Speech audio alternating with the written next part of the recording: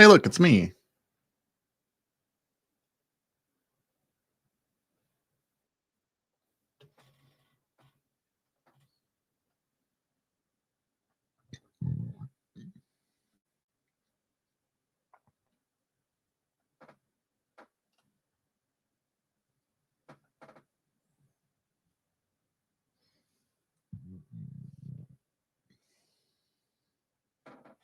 Hello, purple rhymes with orange. Greetings. Just kind of got this started, so let's see if I can't get someone to come up and have a talk.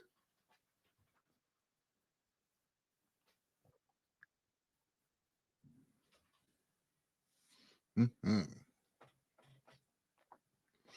Hello.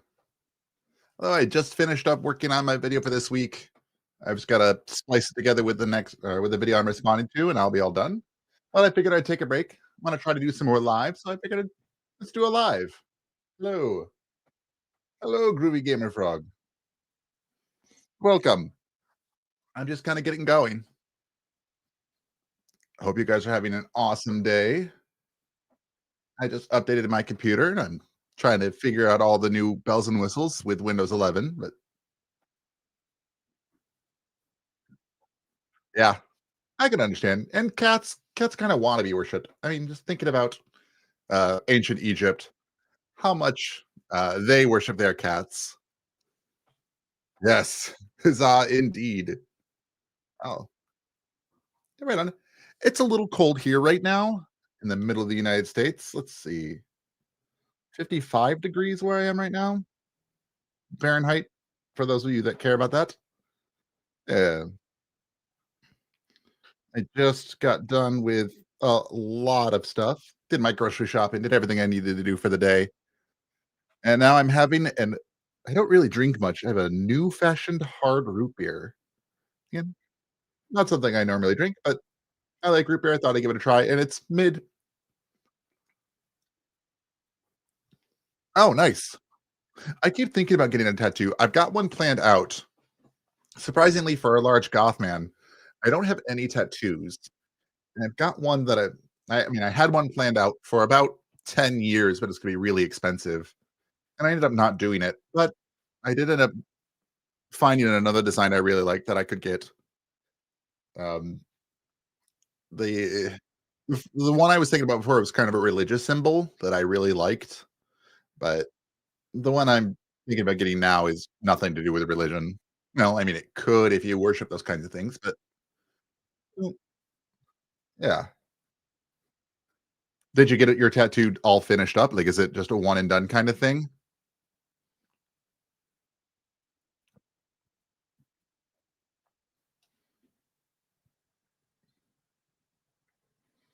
Mm, yeah.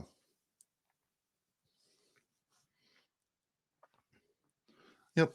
So I keep thinking about getting one, but I also want to go to Japan and I'd wanna go to, like, the bathhouses,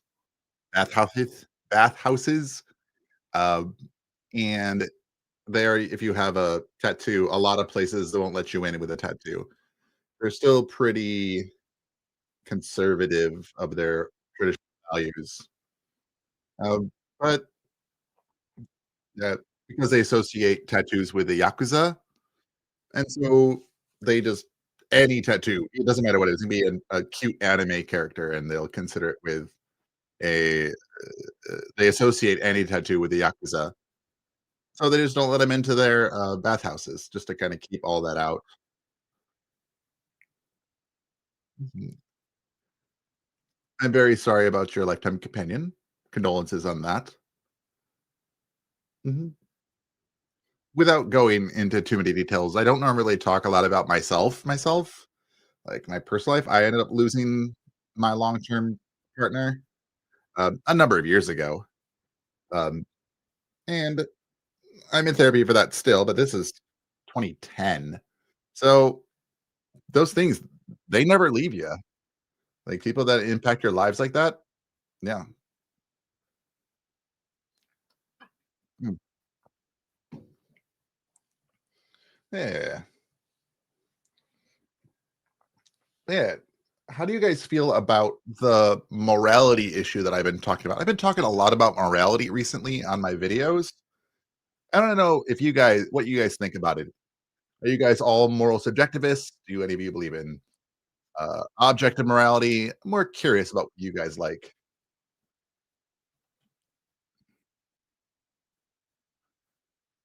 Let's see.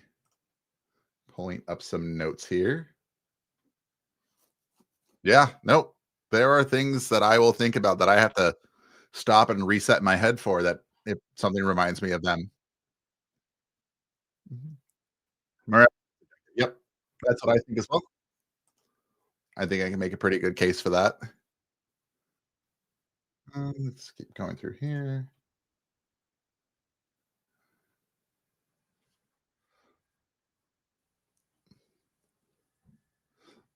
Yeah, there are a number of moral systems that have objective morality or that use objective morality like that. Uh, I did a video on secular moralities that are entirely objective. I don't agree with any of them personally. They're not systems that I hold to, but they're interesting to read about and think about. Let's see. Let's see if I can't pull any up. I don't have my scripts anymore. Uh, yeah, Virtue ethics, Kantian categorical imperative. Yeah, those kinds of things. Those would could be considered objective.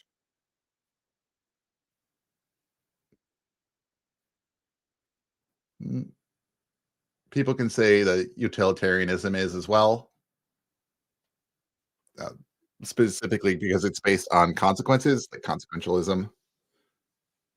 Mm, But I would think that the idea that morality itself is subjective, that we start with a subjective viewpoint.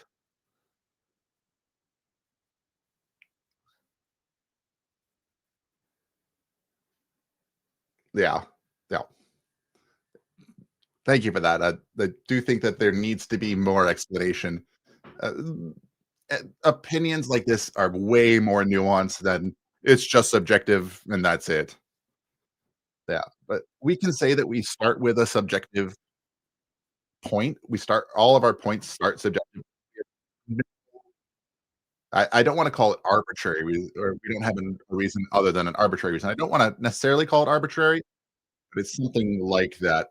That we start with a goal, and whatever that goal is, that's the subjective part. We don't. That could be anything, and then we make objective evaluations in relation to that goal. And so this is why you'll hear that well-being tends to be the foundation of morality. Uh, I also don't I can't think of a single thing that we would call moral or immoral that does not affect well-being in one way or the other. Mhm. Yep, I think that I don't yeah, see, you make a really good point there, Purple, uh, that it leads to a really interesting thought. Is it moral if you're doing it for the reward?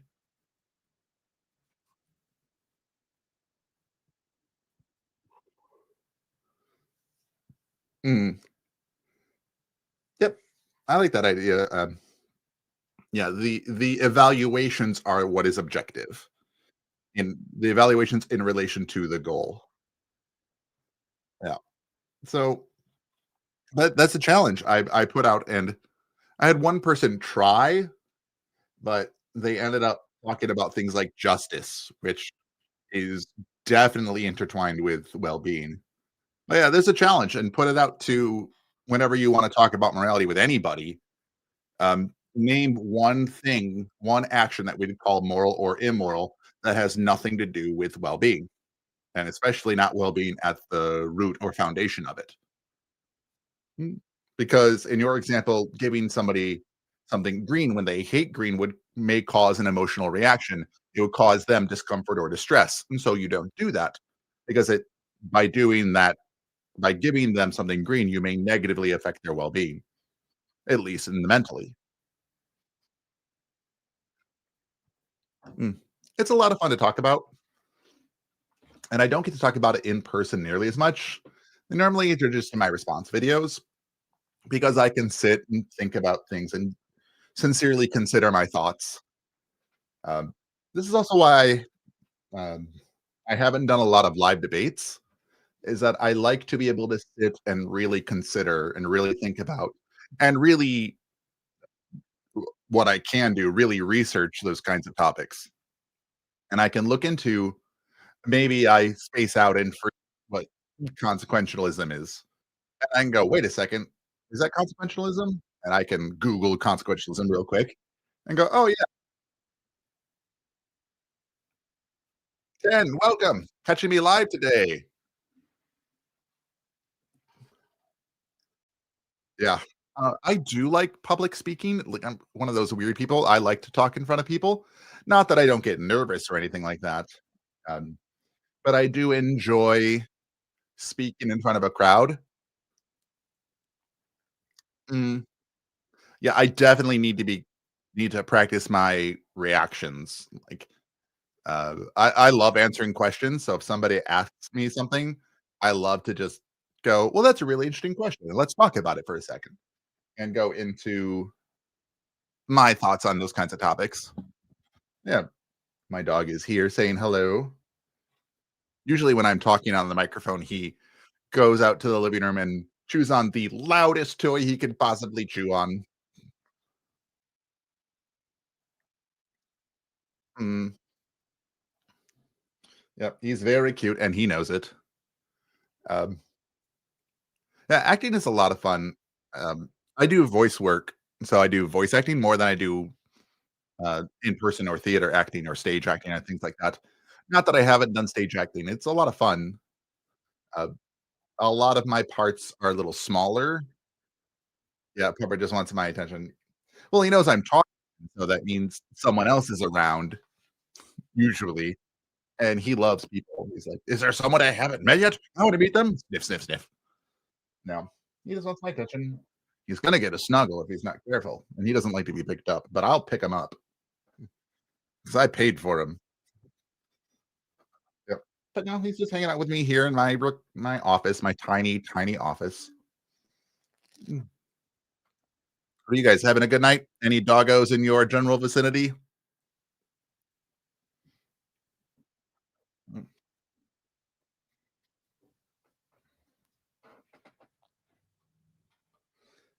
Oh yeah, definitely. I actually abhor the golden rule. I think that it's a good foundation. Like, it's a very simplistic, in fact, to the point of being oversimplistic. Uh, that's the mm, so I think that it's less do unto others as you would want them to do unto you, and it's more of do unto others as they would have you do unto them. Which, interestingly enough, the golden rule is why I think dick pics or unsolicited dick pics are more prevalent than they should be. Because if you think about it, if a guy that, like, is thinking, "Hmm, I want to see someone naked. I want an unsolicited naked pic from someone." So I think that, if it's do unto others as I would want them to do unto me, if I want a naked picture sent randomly, I should send a naked picture randomly, and hence unsolicited dick pics are a problem. I am not in Tokyo right now. My company is, the company I work for when I teach, they're out of Tokyo, but it's like at 4 a.m. over there now or so. I don't know. I have to double check. I thought they were 15 hours ahead of us. It might be 14 now. In Tokyo. Yeah, it's almost 5 o'clock. Yeah. Yeah, it's 4:47 a.m. in Tokyo right now. Mm, small dogs are okay for apartments. I have a corgi, and when I was talking to the, I was at the Humane Society when I was looking at dogs, and they said if you have a two-bedroom apartment, that's plenty of room for a dog to run around.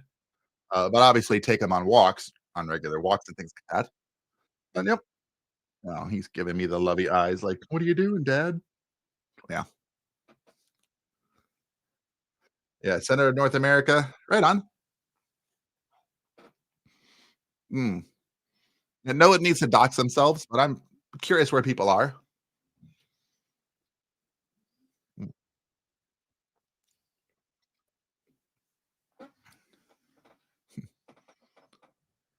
Daisy. Yep. Mhm. But I have to compliment all of you for um, being anyone who comments on any of my videos. I'm very surprised, and I say this sometimes. I don't think I say it enough that my YouTube channel, the comment sections are not the cesspool that I see all of the other YouTube channels kind of get into. Hmm. You can probably buy a robot cat. Hmm. You're right on. Got people all over the United States. It's really interesting that something like my voice can reach people all over the United States and all over the world. Some of my patrons are on the other side of the ocean. Well, I appreciate that, Sinister. I do. Uh, I always worry that I come off so dry and academic. Like, according to Immanuel Kant, we can. And it sounds like I feel like I come off like too academic. Like I get into teacher mode, I call it, and where I'm just explaining something. Mm, I appreciate that. It's a lot of fun. Interestingly, I my mother was an English teacher, and so I grew up speaking rather formally for the English language, and we were taught very proper English. So even though I grew up in Detroit, I never really adopted a lot of the slang. I know some of it. It's Sweden, all on the other side of the ocean. What time is it over there in Sweden now? You guys are what, +6 from me? No, you're probably at 0 or 1 or -1, right? Multiple New Yorkans. Yeah, interestingly enough, I actually don't swear, I don't curse, which, helps me with my videos, but I actually censor, curse words when I'm responding to a video with them, which doesn't happen very often, and that's not even I don't even know if that's necessarily even a stylistic choice. I think it's just that people react differently when they hear, um, we'll call it, I don't know, language they don't approve of. Yeah. Mhm. Hit a thumb. I do, I appreciate that, Purple. Yeah. 21:50 at night? That's not too bad. Yeah, uh, don't stay up too late just to hang out with me. I mean, do it if you want to, but don't I want you all to be happy and healthy, and sleep is important. I say as I put off going to sleep because I work on Japan Standard Time. Mhm. Yeah. Mhm. So, yeah, I'm up for any other thoughts on morality. What do you guys think? Do you guys can you guys think of anything that we would call moral that doesn't involve well-being, like, fundamentally at the foundation?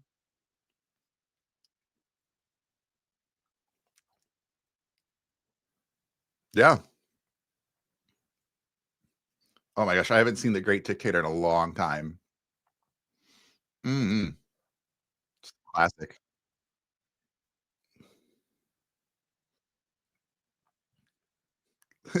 Yep. Yeah, a lot of times I use words something like that, old news, uh, because I want to make people laugh, like, and I'll use, like, interesting internet slang. "Sora! Yeah, I'm doing a stream. I don't normally do lives, and so I thought I'd hop on."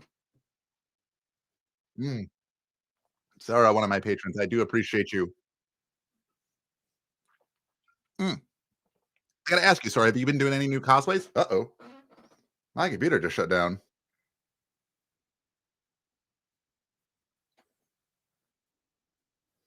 This is awkward.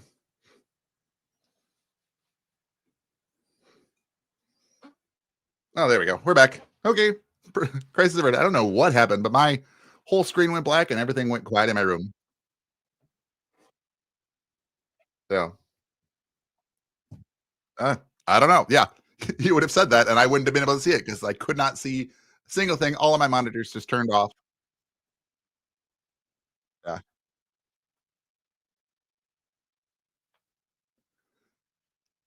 You can prove that 2 to the n minus 1 gods don't exist. Will that be enough? Oh, you playing Digimon? Oh, man. Yeah, I just had a there's a convention last weekend, not too far from where I am, that I entered the cosplay contest and ended up winning an award, which is pretty cool. Had a lot of fun with that. I don't normally win awards. I usually go and I like to see people's reactions to what I do, and, like, things I do just makes people smile or makes them amazed. Yeah, it's pretty cool. Let's see. I wonder if I can find the picture. I don't know if I can. Oh, thanks. I appreciate that. Yeah, there was a lot of really tough competition. Everyone that enters is always so good. So I can't like if I win anything, I'm just super surprised. They're all on my phone, and I am not on my phone. I'm on my computer. Let's see if I have any photos. I gotta have some photo on here. Oh, I don't need that. I'm not sure if I've got any on my computer right now of this cosplay. Consider not liking chocolate. Yeah, I can see that. I like to cook and bake, and so especially cook, but I went to the store today and I bought some chocolate. I'm gonna make white chocolate pumpkin oatmeal cookies. I saw a recipe from the guy that does, like, old-timey recipes. I saw him on TikTok or Facebook, whatever it is, whatever the reels are, and I saw that video this morning and I'm like, "That sounds really good."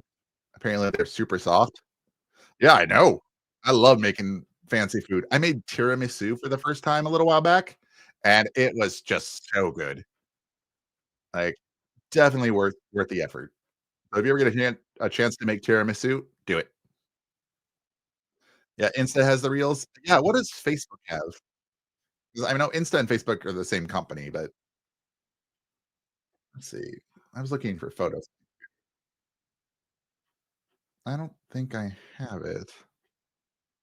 Yeah, I couldn't find coffee powder, like, uh or to sprinkle on top. I found, like, instant coffee, which is not what I wanted to do, yeah, but,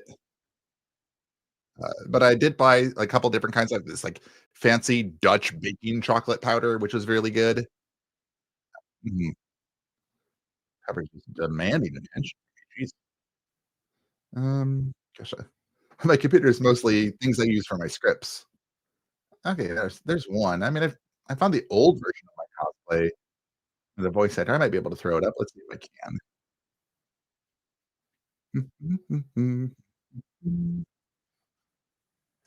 That work? Nope, that didn't work.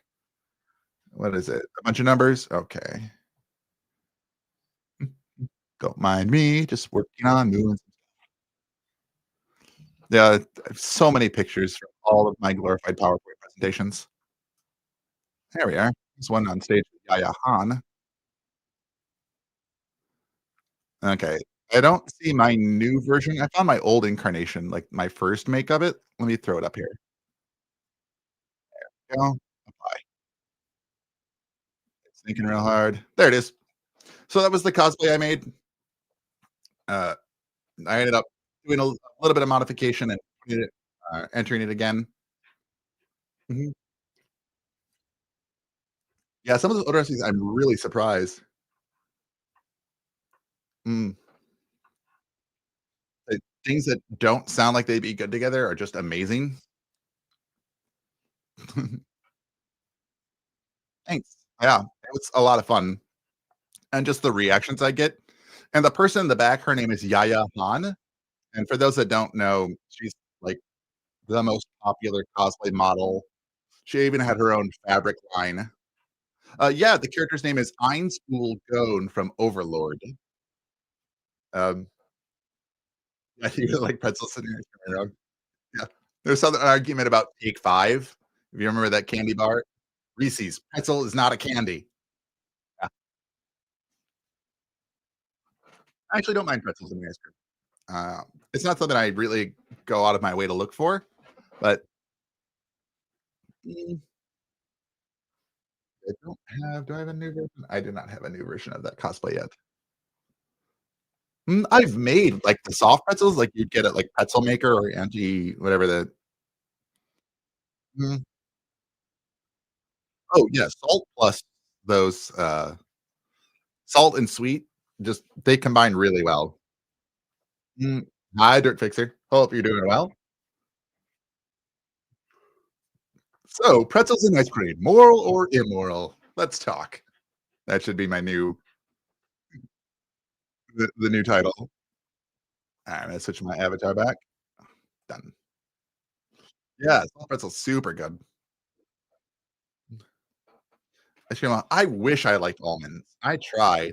When I make vegan ricotta, and now I'm not vegan by any means, I do it, like, 1 day a week, but I made vegan ricotta out of slivered almonds. Yeah,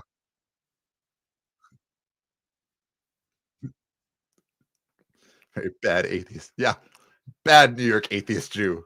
Don't like pretzels or bagel or lox? Come on, what are you doing? Maybe oh, no, I'm not making the joke. No. One of my buddies, whenever we talk about that, he makes a joke about that's why you can't get a good bagel in Berlin or something like that. Like, "Oh, too soon. 80 years too soon." Yeah. Yeah, I think Chex Mix has a really good sweet and salt snack. Mm, yeah. Oh, yes. Yeah. If you don't like that, you gotta love bacon or ham. Bacon. I had to cut out so much bacon, my doctor told me that, I don't know, the bad cholesterol was getting high, and they said, "Cut out bacon." Where I live, we are surrounded by we have so many pigs in my state. It's just, cannot get away from it.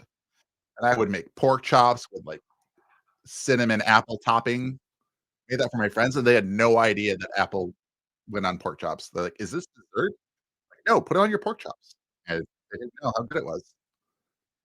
Yeah, no, can't get away from pork. Even when I make Japanese food, I make tonkatsu pretty regularly, or at least I used to, and now I don't. But that's just pork chops, and now I don't. I had to cut it out as much as I could.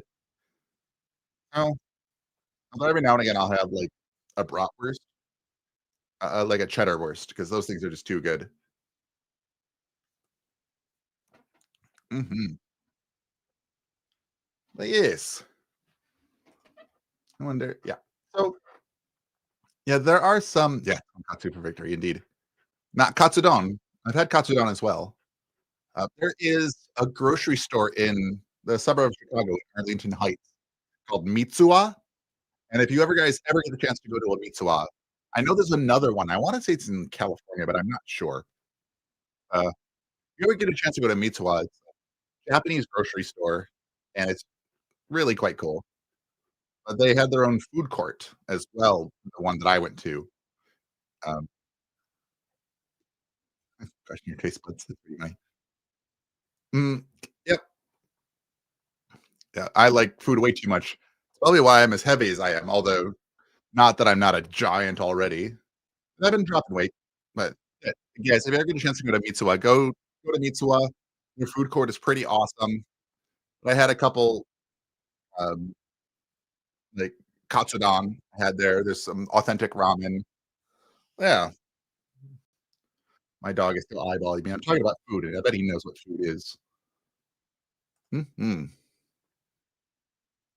Yeah, so there was another video that I was thinking about responding to. So, if you guys are on my Discord, I look for,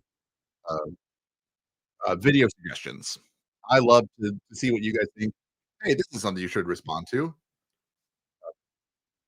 And so, I was checking out some of my, more recent ones, excuse me, for this week's video, and I happened across a handful, and there was one I was watching, and I started to work on it, and I was just too like, I was too bothered by it. It was too bad. Let's see if I can't find it. Um, let's see. Okay. Looking through everything.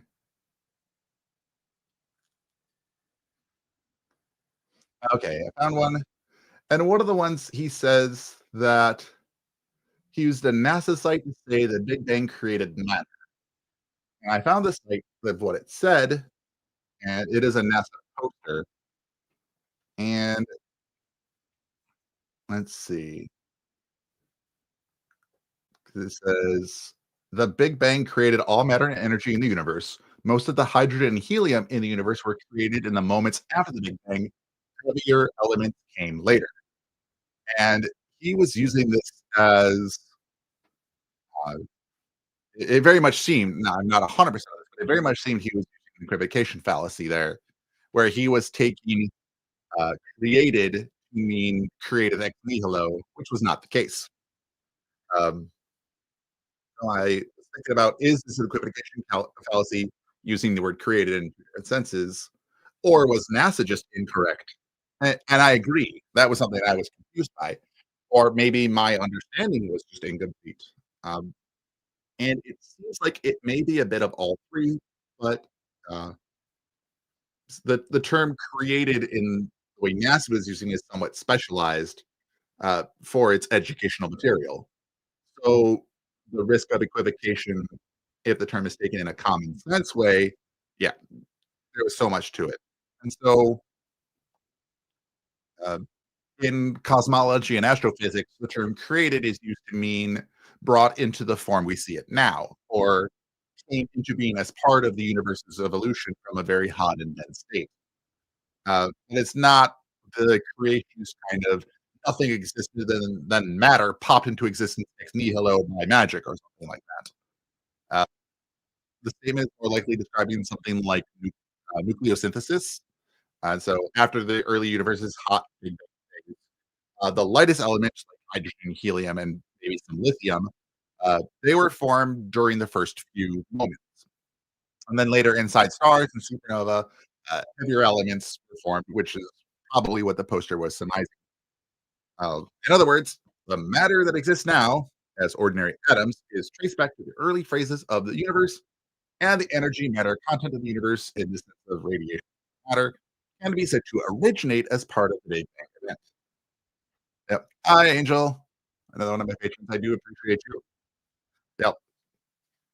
Uh, so, in everyday language, create often implies bringing into existence from nothing, or at least cause something new to exist that didn't exist before. But in physics and astrophysics, create can mean transform into a new form or come into being in the cosmic process. So if someone takes created in the NASA statement to mean an external agent caused the universe to exist, then they're reading far more into the statement than intended. So the guy was using uh, NASA's wording and equated created with therefore there must be a conscious creator or God or something like that. Even to the point where they're saying, well, the Big Bang is your God, which is super annoying to hear. Mm, and it seems that the NASA poster was it's educational and it's simplified and it's not like a peer-reviewed philosophical treatise uh, that is asserting X must have caused the Big Bang or God is required. It's just describing a standard cosmological theory that the early universe had a beginning as far as terms go, and the hot dense expansion of matter and energy as we know it emerged. So, and I was just so frustrated as I was reading through that. And then I found his video was like 14 minutes long, which is just a long time to respond to. But I've not seen the condescending guy with about it. Mm. Ah, calculus jokes derivative. I see what you did there. Mhm. And so, and this is actually interestingly enough one of the problems uh, because the guy he was getting to the Kalam, I think is where he was going with that, if I remember right, is that so he's taking created that Big Bang created the universe. So the Big Bang is the cause of the universe, therefore the Big Bang is our God or something like that. But I was going somewhere with that, and I've lost my train of thought. Thanks, ADHD. Um, okay, so but what we say when they say everything that begins to exist, everything that we know that begins to exist is just the reformation of other atoms that already existed. And so that's one of the major problems with the Big Bang. When they say begins to exist, they uh, what does begins to exist mean? And a lot of theists, when they are apologists, I should say, not necessarily theists, a lot of apologists like to try to sneak in words like that, and it gets a little frustrating, um, where they try to smuggle in their creator that way. And so when you're dealing with apologetics, that's one thing you definitely have to look out for is where is the hidden language? And that's one of the reasons why the equivocation fallacy is so important to be able to recognize. Because if somebody just changes the meaning even just a little bit, it can create a whole different meaning. And then if you concede to one part, you may be conceding to a lot more than you think. Hello there from Baltimore, USA. Welcome. I appreciate you. So if you guys have any questions for me, really anything, while I wait to see if anybody else wants to come up and chat, go ahead. I love answering questions. It's a lot of fun.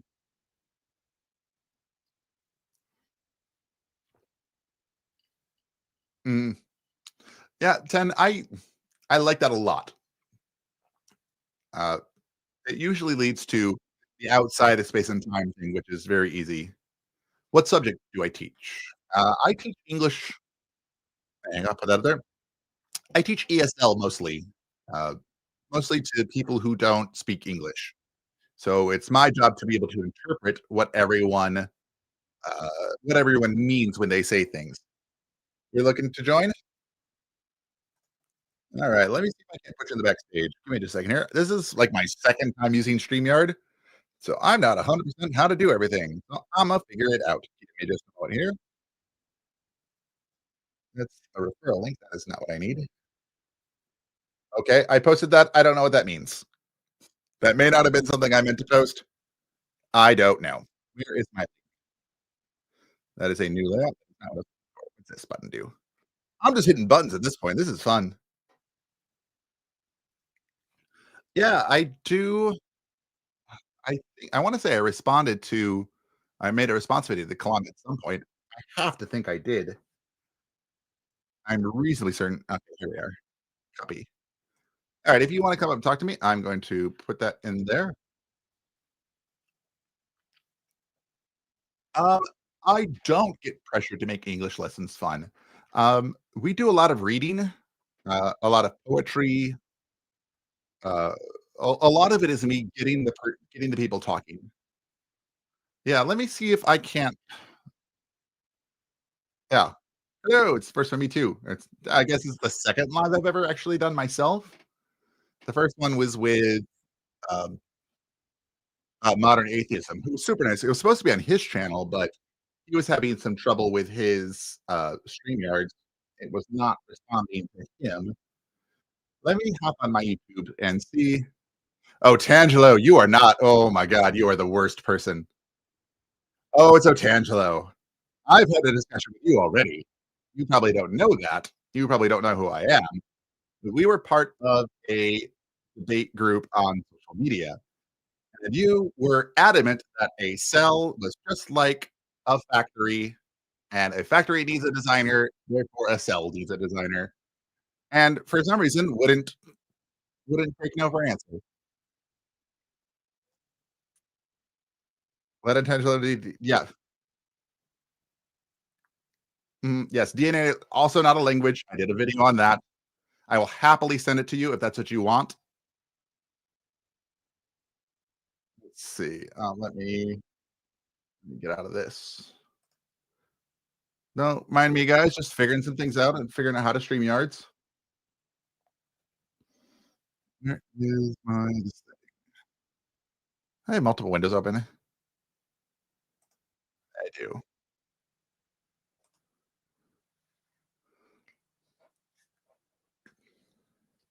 Yep. Otangelo, you are not coming out, not until you are able to concede the things I just brought up. So, no. This is my platform. And as much as I would like to absolutely school you, that's not something that I'm interested in right now.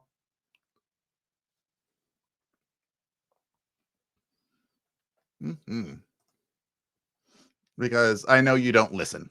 And if I thought that you were here honestly, I would 100% let you on, even though we disagreed.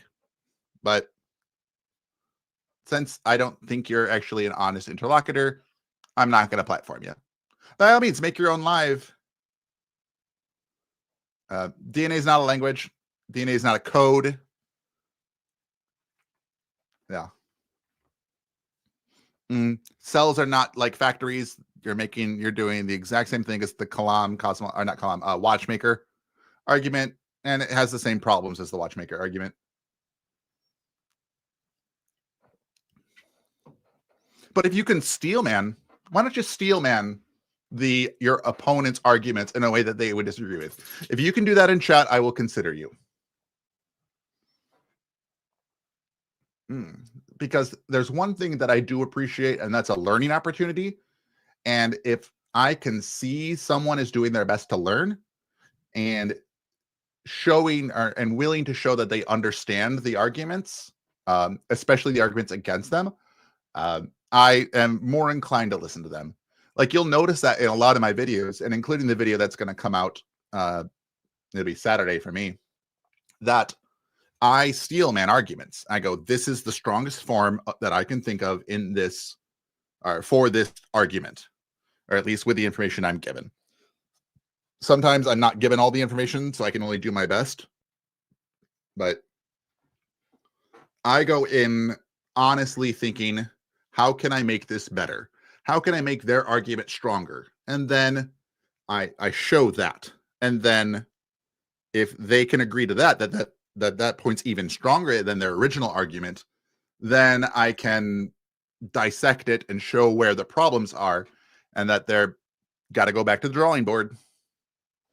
Now, I was doing something right. I was going to see my videos. Why am I signed out? I should not have been signed out. Okay, well, let's just do it this way. Yeah, I literally just updated my computer yesterday, so I've got to re-log into literally everything. What the heck? Let's do that one. Oh, two-factor authentication, which is good. Not a fan of it, but yes, that's me. I was just listening to the Skep Talk with Erica and Forrest. Oh my God, that's so good. Yeah, Otangelo, call them. Yeah. Yeah. Call Skep Talk. Because if you keep getting banned from shows like that, I wonder if it's just you or if it's literally everybody else. What do you think the options are? What's more likely? That everyone else in the world is wrong, or you're wrong? All right, let me see. I'm going to go through my videos here. I wonder if I can share my screen. That's not something I've been able to consider. Okay. It was back a while ago. It probably was last year or 2 years ago. Let's see. Counterapologetics, counterfactuals. My non-responses are in a different, I use a different background, which is very nice. Here we are, dismantling of the Kalam. Here we are. Let me copy this link here, and I will post in the chat. You guys can take a look. This happened more than a year ago. There you go. So it happened more than a year ago, but by all means, check it out at some point. I'm not believe it or not, I can't remember most of what I put in it because, like I said, I do a video a week, and so I'm doing all these different topics. Yeah, I watch very few of them live. Since I work on Japan Standard Time, normally I'm asleep when they're on. So that means I just have to watch them on replay. Same thing with Deconstruction Zone. Yeah. Oh, yeah, that one came out probably before I got remotely popular. Let's see. I remember when my channel started building, I responded to Pastor Joe, who was on Godless Engineers channel at one point. Yep. So that was 2 years ago now. But literally after that, like I would be lucky to get 1.5K views on any of my videos. Then Pastor Joe, I got 4.6K is what I'm at so far. And then that's when people started finding me a little more and more. Yeah. But honestly, I'm just happy that anyone watches me. Like that people care about what I have to say. Yeah. No, Godless Guardian was super nice. And she ended up finding me. She told me that, let's see, when was it now? Because I just did a video. 9 months ago, I put out a video called Counterapologetics for Beginners. And it was the idea of you need to have a conversation. Have I ever done a crossover with Professor Dark? I am Professor Dark. So, Professor Plink. Oh, I haven't done one with Professor Plink, but he is somebody that I would love to work with. I've seen some of his stuff. He is a very similar style to what I do. He's a little less, I don't want to say academic, but he does come up a little less academic, I would say, than what I do, but he does bring the goods, unlike Jim Bob. But yeah, anyway. Well, Third Fixer, I do appreciate that. I do appreciate the follow as well. That means a lot.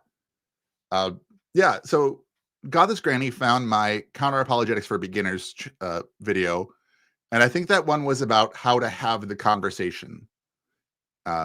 Because if you go into conversations, especially with theists, counter-apologists, street preachers, if you go into those kinds of conversations hostile, or the angry atheist, or things like that,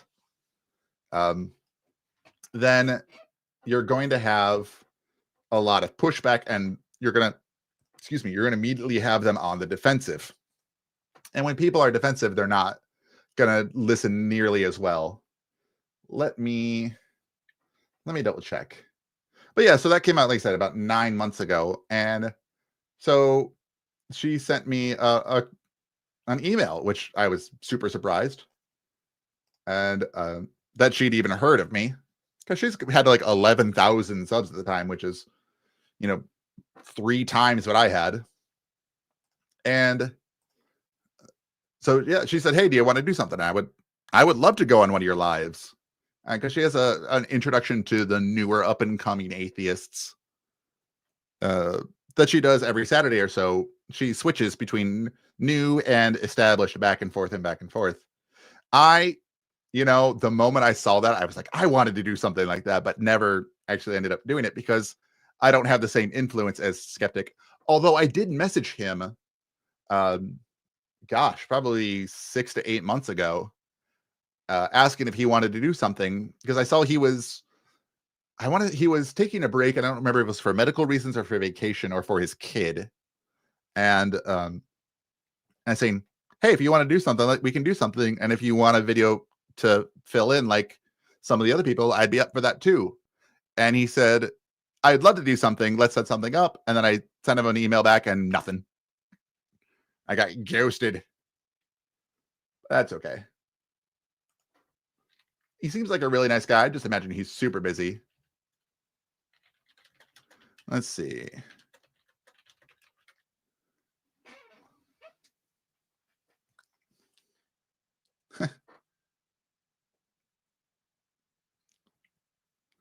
Yep. Yeah. Using the Socratic method, using a lot of street epistemology is usually pretty good. Asking questions about the Bible that's a really tough thing, because I love to use the Bible to show the Bible isn't true. And there is a point, if you're having a conversation with someone who is a fervent or ardent believer of those kinds of things, I think that you're going to you're going to put them on the defensive real quick. And as soon as you start challenging their viewpoints, they're going to start shutting down. So when you're talking to them, what I have found is to not challenge them, but to have them challenge them. And let's see. So, mhm, yeah. because the ultimate goal is not to win any of your debates or win your discussions, but you want to push them into understanding and curiosity while yourself staying composed and thoughtful. Um, and so in the video, I talked about active listening, like that's using curiosity driven questions like, what convinces you the Bible is reliable? That's kind of things. And then emotional awareness, like noticing micro expressions and tone and defensive cues. Yep, this is kind of the point. That's one of the reasons I wanted. I'm going to put your comment on screen here. Yeah, so this is one of the reasons I wanted to make this kind of video. But the idea is to get them thinking about their own worldview. So in this case, in my Counterapologetics 101 video, I talked about those things, and then using techniques like a reality check, which is like, what would we expect if this were true or false or whatever it is, whichever. You can go either way on that. And then you could also go digging into their foundation, like, what else must be true for this to work? If we assume this is true, what else must be true? And because your goal is to work with them and not against them. They're not your, as much as we may not think it, they're not an enemy. They may be opposition, but they're not enemy. And so there's something called the peer method, and it's pause, explore, examine, reflect. And so if you take something like, without God, how can you have morality? That's one I get a lot. And so things like defining terms and listening for assumptions and mirroring their tones really helps, and understanding that questions are your superpower. And also being confident in things, even when you say, I don't know yet, saying that with confidence means a lot. And having emotional awareness and common ground building and things like that. And also don't be afraid to use a mental pause button and just de-escalate when things get a little rough. Let's see what else I got in here. Looking over my script. Knowing how and when to engage as well. That's just as important. Like, you got to check your environment, check your necessity, check your emotion, and check good faith. Which is why I didn't let Otangelo up here. Yes, what do you think morality is an excellent question to ask. Can you define morality? But recognizing green flags through like thoughtful pauses and curiosity versus red flags like argument switching and personal attacks. And then this is something that I think that a lot of people get trapped in conversations like this. They feel like they have to fight or flight. That's actually excellent. I was just about to go there. They feel trapped in fight or flight. And we atheists tend to think that we have truth on our side. Regardless, specifically, even though that's true, that doesn't necessarily matter. But there needs to be awareness of using graceful exit strategies, like saying something like, this deserves some more time for us to think about, or also understanding that, hey, I don't think we're making any more progress today. Thanks for talking with me about it. I do appreciate that, but I'm going to call it good there and move on to something else. If you want to do a little more advanced, see, I divided the video into 3 different sets: beginner, advanced, and which I'll call mastercraft. So the deep method is what I'd say for advanced people. Definitions, examine assumptions, evidence assessment, and philosophical implications. So you would use those for more complex arguments like the Kalam. Let's take the Kalam since we're talking about it. So for definitions, you want to clarify terms like cause or begin, like we just talked about. And for 2, examine your assumptions, you'd want to identify any hidden premises. A lot of times they try to smuggle in the Christian God at the end there because the universe began to exist, therefore the universe has a cause, and that cause was God. And then the second E is the evidence assessment, which is something like, what would falsify this claim? There needs to be a falsification criteria. And then for P, the philosophical implications, it's again, what else must be true if this is true? Do not quote Henry. Well, yes. And then real mastery of this involves things like pattern recognition and reading both logic and emotion and controlling the depth of the discussion and not the direction of discussion. Uh, and if you want to get into the mastercrafts phase, uh, you can develop your expertise through things like shadow practice, like record yourself, like what I do, record yourself responding to these common arguments. This has been amazing for my confidence in talking about these kinds of things. Um, you can find skill drilling. You know, you can look up daily question building exercises. I have been told that ChatGPT is good for these kinds of things. Angel, you know a little bit more about this than I do. That you can ask it questions.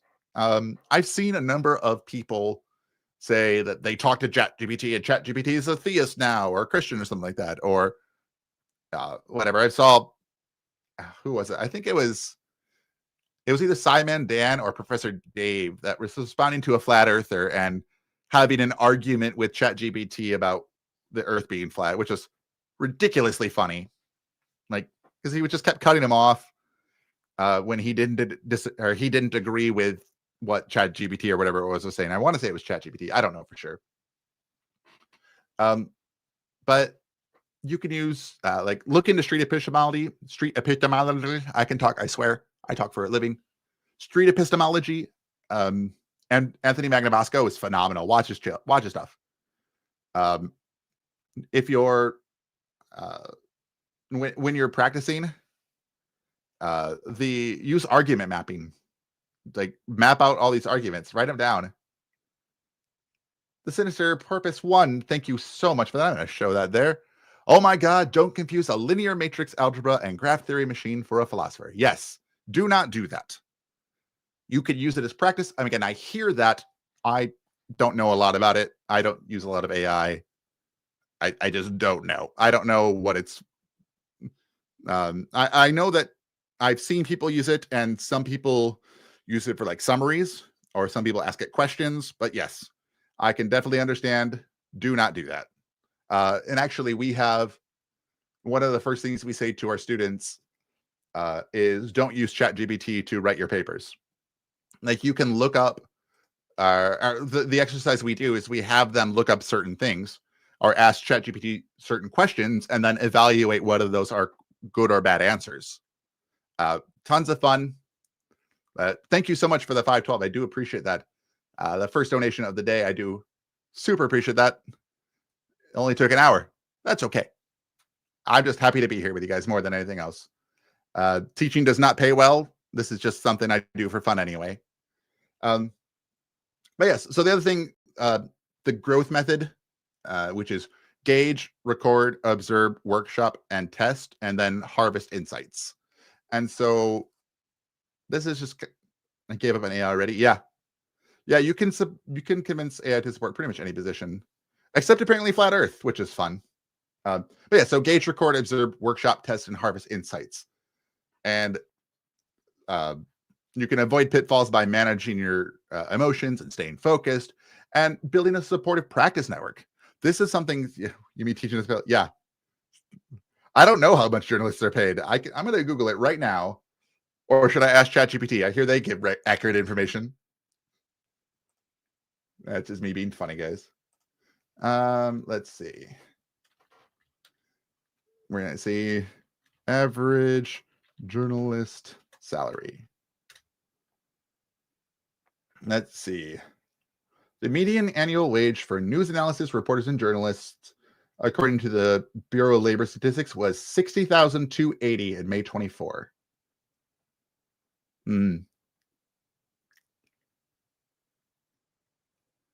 Oh, sure. Yeah. Doing freelance stuff. I was a freelance teacher before I started teaching professionally. Yeah, it's tough. But let's see. Let's see what the average teacher salary. I don't have the same site. The national average public school teacher salary in 23 to 24 increased 3.8% for the previous year to $72,030 and projected to grow further.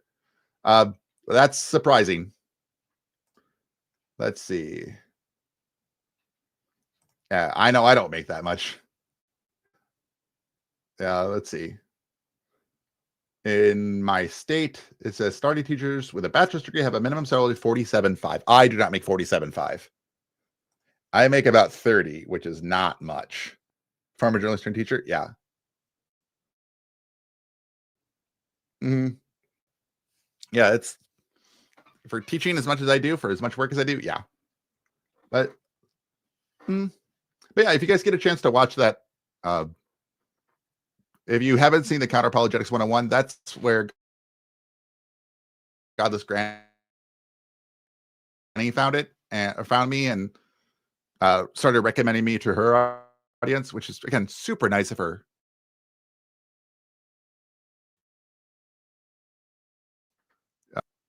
To get better, like so 4 weeks. First week you want to practice. You want to practice active listening and record responses to common arguments.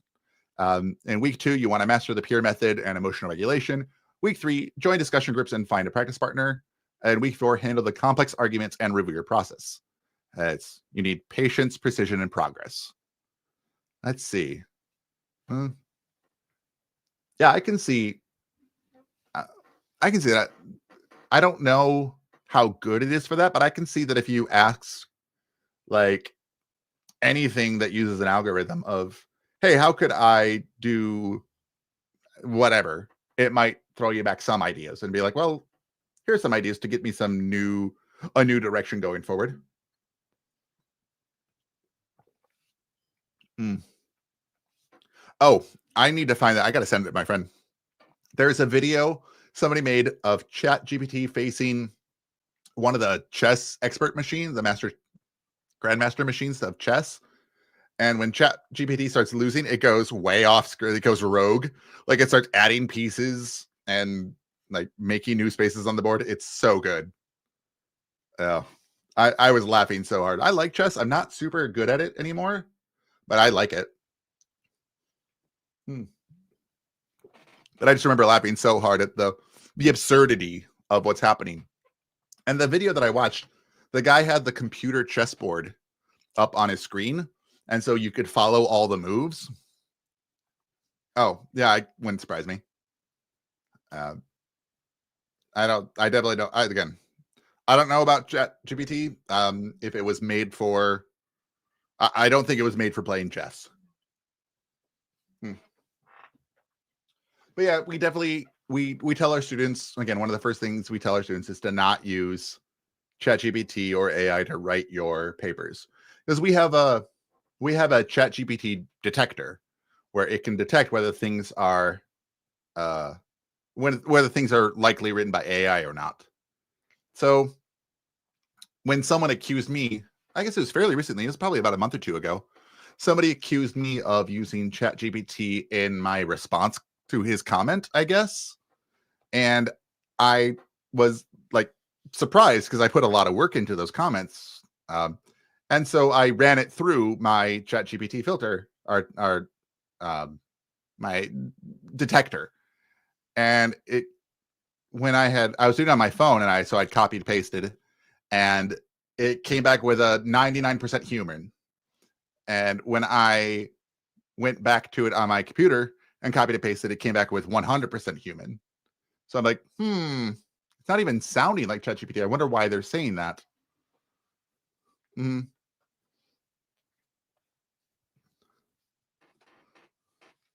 Yeah, some of them are pretty neat. Wasn't Jimmy Snow using Replica for a while? I want to say that was like the AI bot. Again, I don't know. He said he was talking to it or something like that. Again, I don't know. But this would have been, a year or two ago now, I suppose. But yeah. But if you guys have any questions about counter apologetics or teaching or something philosophy that I talk about, or the Kalam, you want to talk about that more, I can do that. But yeah, But one thing you guys should remember that every master was once a beginner who just kept showing up. So practice. I'm not good at anything I do because I'm just magically good at it.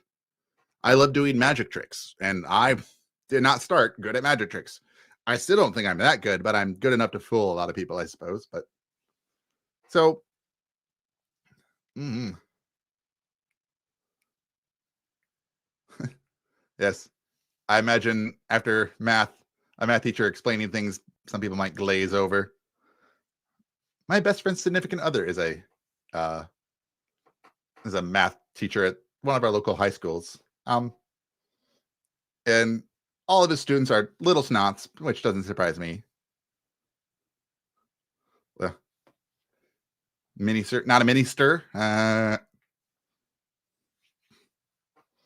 Mm, no, it's not a big stir, it's a mini stir. I assume. Yeah, dad jokes. FTW. I tell my dad jokes for me. If you guys like them, great. But I say them to make me happy. Mm-hmm. Mm-hmm. But yeah, so when you're working with, when you're trying to be a counter apologist, when you're talking to people and you're using street epistemology, uh, I I don't challenge people. I don't want to challenge them. To I want to make them challenge them. I want to point out things and make them think. And so, like, if you consider it more like teaching someone to see stars, like you're not going to be able to force them to adjust their eyes, but you can guide them to start looking up. And so, uh, you start somewhere and you start with something that will not cause them to raise their defenses. You want to keep them uh, confident in what you have to say. You want to keep them open and interested. I'll take a sloth for a dad joke. I appreciate that. Hmm. Yes, and yes, if you get your next piece of paper after a bachelor's degree, that does make you a master. I have a master's degree. And so, I mean, if it's a master's degree and it's my degree, I must be a master, right? That's how that works. Pretty sure. Checkmate atheists. Or is it a masterists? I don't know. I keep thinking about going back for my PhD. Uh, I don't know. I don't know if I'd want to be called Dr. Dark. I think that would be not how I'd want to be called. Mm, but no, I keep thinking about going back for my PhD. When I worked with Scarlett, I actually had, I want to say half jokingly, was going to ask her to hire me because she is, without doxing anything about her, she is the head of the linguistics department at the university in which she works. And I'm a linguist. And what I would go back for if I were to go for my PhD would probably be linguistics. And so I was just like, hey, Scarlett, you got any openings at your university? You need an adjunct remote professor? Because she and I don't live anywhere near. I would lose the all of all trades. I don't know about that. I would have all trades, but I would just be, I don't know. Technically, I would be a master of one. So I don't know. You might be right. Yeah, I speak a few other languages. Normally I don't use them if I can all help it. I do love it, but if I'm at work and someone doesn't understand something, or I want to make someone laugh, I'll use another language. Like with my Japanese students, I speak some Japanese, and I only use it when they are like we're trying to read something and they don't understand. Like we read the poem "Where the Sidewalk Ends" pretty regularly, and I love that poem. But in that is the word crimson, and a lot of times the level that they're at, if they're reading that, they don't know what the word crimson is. So I just say uh, crimson is kuranai, and that's what it is in Japanese. So yeah, so this is kuranai, and then they go, I see, and we move on. And but the only other time is if I'm trying to make them laugh. Like whenever they thank me for something, I will respond with like a common bar phrase, which is basically "It's my pleasure," and it's "Yorokonde," and I'm very animated and loud, and my arms are up and "Yorokonde," and it makes them laugh. Or I'll speak Japanese with a very heavy Midwestern American accent, and it makes them cringe. Like Boku no Nihongo wa heta desu. Demo gambarimasu yo. And they're like, ah, yeah, the sensei no. Yeah, it's pretty funny. Pero español probablemente es mi mejor lengua antes de inglés. Und mein Deutsch ist sehr schlecht. Je ne parle pas français, mon français est très mal. I don't know. Those are the languages I normally speak, I suppose. No es muy bueno. Necesitas practicar su español. Just like any other thing, language is a skill. And if you don't keep working on it, mein Deutsch ist sehr schlecht. So actually, interestingly enough, next month, so my birthday's next month, and I'm going to the Netherlands for the very first time. My best friend lives in the Netherlands. My computer shut off again. I hope you can still hear me, but my monitors went off. Oh, is it screensaver? Maybe that's what it is. I just hadn't touched my computer for a while. Anyway, so I'm going to the Netherlands and meeting my best friend in person for the first time. We've been talking, not to date myself too much, but we've been talking since 1999. We met online in a chat room. I was a teenager at the time. And we met on, and we've been talking. And then she lived in Spokane, Washington. And her dad moved the whole family, like a year later, moved them to the Netherlands. And we lost touch for a little bit, but we started talking again. And we talked on Skype before Facebook. And we became friends on Facebook, and we would Facebook message and then Facebook video call. And we would just talk a lot. And we had a couple opportunities to meet up, and it just didn't line up for some reason. And she's not coming back to America anytime soon because, as Angel can likely attest, life in the Netherlands is probably a lot better. Yeah, and so, but we've never met in person. Like, she invited me to her wedding a number of years ago when she had her kid. Like, she sent me a card, like an announcement card. I sent her a care package of stuff from the United States. She wanted me to send her NyQuil and beef jerky, which was interesting. And I don't know if it's illegal to send NyQuil, so I'm going to say that I plead the fifth on whether I did it or not. So yeah. So next month I'm going to the Netherlands. I've only been to Canada. It's the only place I've been to outside of the United States. I haven't even been to Japan yet. But I'm going to the Netherlands, and thank you, Angel, for not speaking Dutch with me. I hate Dutch. I think it sounds like you're trying to speak some combination of German and Canadian English, and it just sounds so goofy to me, and I hate it so much. Like, I'm excited to go, Dirt Fixer. But so I got a VPN fairly recently, and I got a free version of Proton, and I'm not sponsored by Proton. I just use it. So I ended up, it'll put me in one of a few countries, and one of them's Japan. So I'll be listening to a YouTube video while I'm doing some work, and then a commercial for like a Japanese credit card will show up, and I'm like, I recognize that. What's it? And it's just kind of interesting to see. But another time it'll put me in the Netherlands, and then there's like a rental car commercial, and I couldn't even tell you what it's for. And there's like a vacuum commercial, and the language, I hate it so much. Oh, it just sounds bad. It sounds very goofy, and I don't like it. But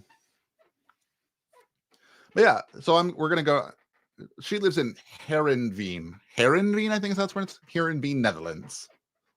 I don't like fanboy German. No, I don't like fanboy German. Although I did watch Helsing Ultimate Abridged, and Schrodinger was pretty cool. Yep. And then is that Catboy German? I always get those mixed up.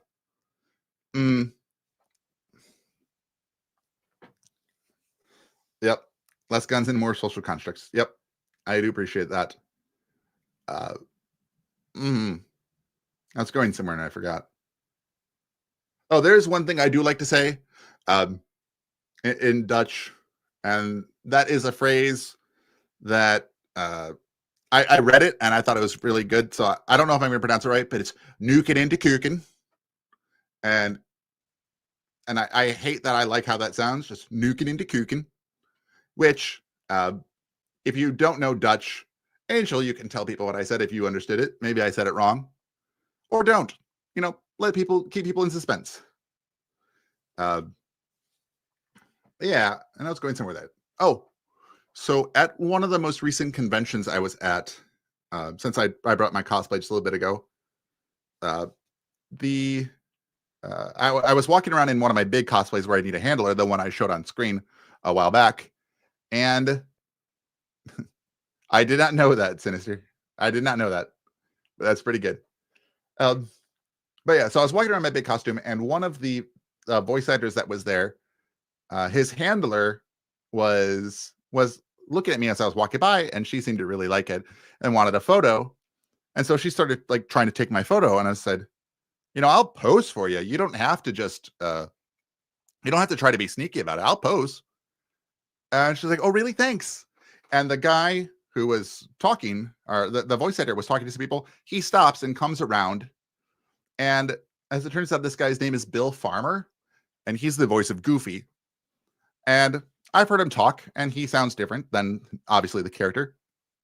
But he literally walks up to me and goes, "Gosh, what a great cosplay." And I blue screened behind my mask. And I just I couldn't process the, what, like, because it's this guy walked up to me, but that's very clearly Goofy. And like, oh, and I blue screen. Thankfully, I was wearing a mask, so you couldn't see that I was blue screening. But I couldn't, like, I literally, I don't know if it's cognitive dissonance, but I couldn't piece together that this was reality because there was a cartoon character in front of me, except it was a human. And so I couldn't, and as much as I'm around voice actors, you'd think I'd be over that, but yeah, it was a cool experience. You guys ever get the chance to meet voice actors, do it. And a boy band song. That's great. Mm. I think we should bring back the letter Thorn. Like, if you guys don't know Thorn, I think we should bring it back. I would love to see Thorn. I'm going to put it in the chat so you guys can see what it looks like. If you don't know.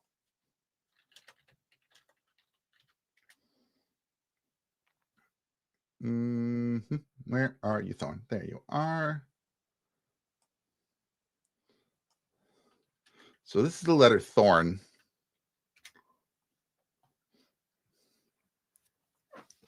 I think we should bring it back.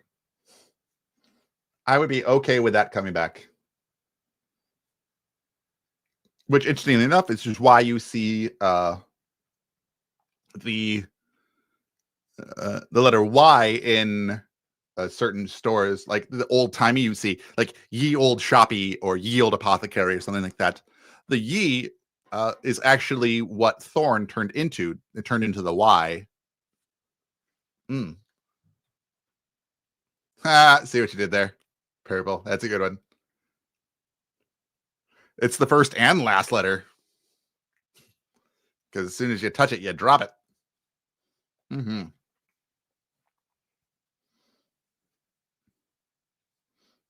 Mm. So yes, so ye was spelled Thorn E, and it's thorny. So excuse me, but that's how it was spelled. It makes a the sound or the sound. So Thorn is th.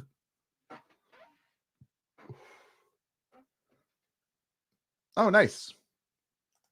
Yeah, if you guys ever get a chance, meet voice actors. I've never had a negative experience from a voice actor themselves. Let's see.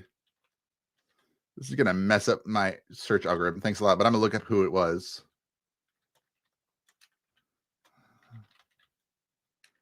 Maybe I've met them too. Nicole Oliver is her name. I don't know her off the top of my head. Let's see what else she's been in. She's a Canadian actress. Lots of my. Oh, she's an Arrow. All right, that's interesting. I cosplayed Green Arrow from Arrow. Let's see. She was Abby Daniels in Psych. Who was Abby Daniels? I don't remember who Abby Daniels is. I was gonna meet. Oh my gosh, what's her name? Rachel A. Cook. She was at the same convention with Bill Farmer, and I was gonna meet her, and because I love Psych, and her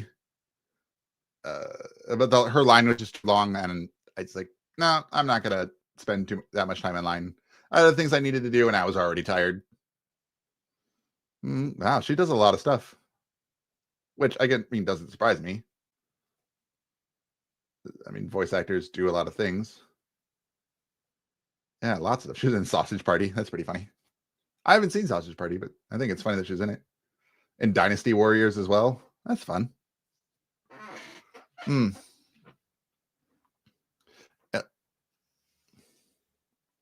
Let's see. He wrote some algorithm sinister. That's interesting. I don't know enough about it. I am not as technologically inclined as some of my. So my dad was a computer technician, and he taught my brothers how to build computers. I was never able to. Like, you would think I would, but I was just never able to build a computer from parts. I could probably figure it out now that I've got some more experience with like critical thinking, but I'm the dumb one of my family. So there's a whole lot of backstory to that too, but which is a lot of fun. Thanks, Trauma. Let's see. But yeah, hope you guys are having a good day. What time is it in the Netherlands now? It's got to be starting to get late.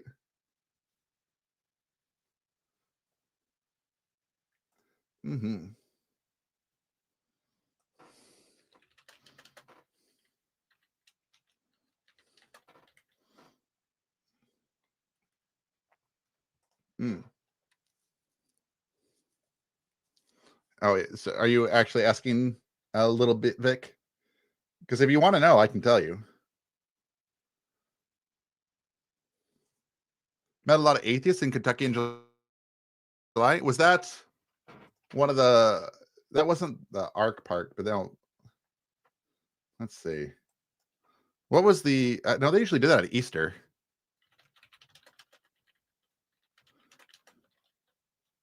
I'm curious. What was going on there in Kentucky? It was the Ark Park protest. I thought they did that around Easter, but I mean, sure. Yes. Now, that's an interesting thing. What do you guys think about the Ark Park protests? Because I wonder if people will take it like, I don't know if you guys remember when Bill Nye debated Ken Ham. I was watching the Atheist Experience a little bit after that, and I saw the video that Matt was talking about how he thought it was a bad idea because if Ken Ham wins, then he can go to his backers and say, look, we need more funding because we can clearly beat the scientists. We just need more money to do it. And if he loses, he could go to his backers and say, hey, these guys are beating us. We need more money to get more resources to fight them. And so either way, Ken Ham gets more money. And that was his thoughts on it. And I'm not 100% sure on that. I don't necessarily disagree, but I don't know what your guys' thoughts are on that. Should we keep pushing, like platforming these kinds of things to give them attention?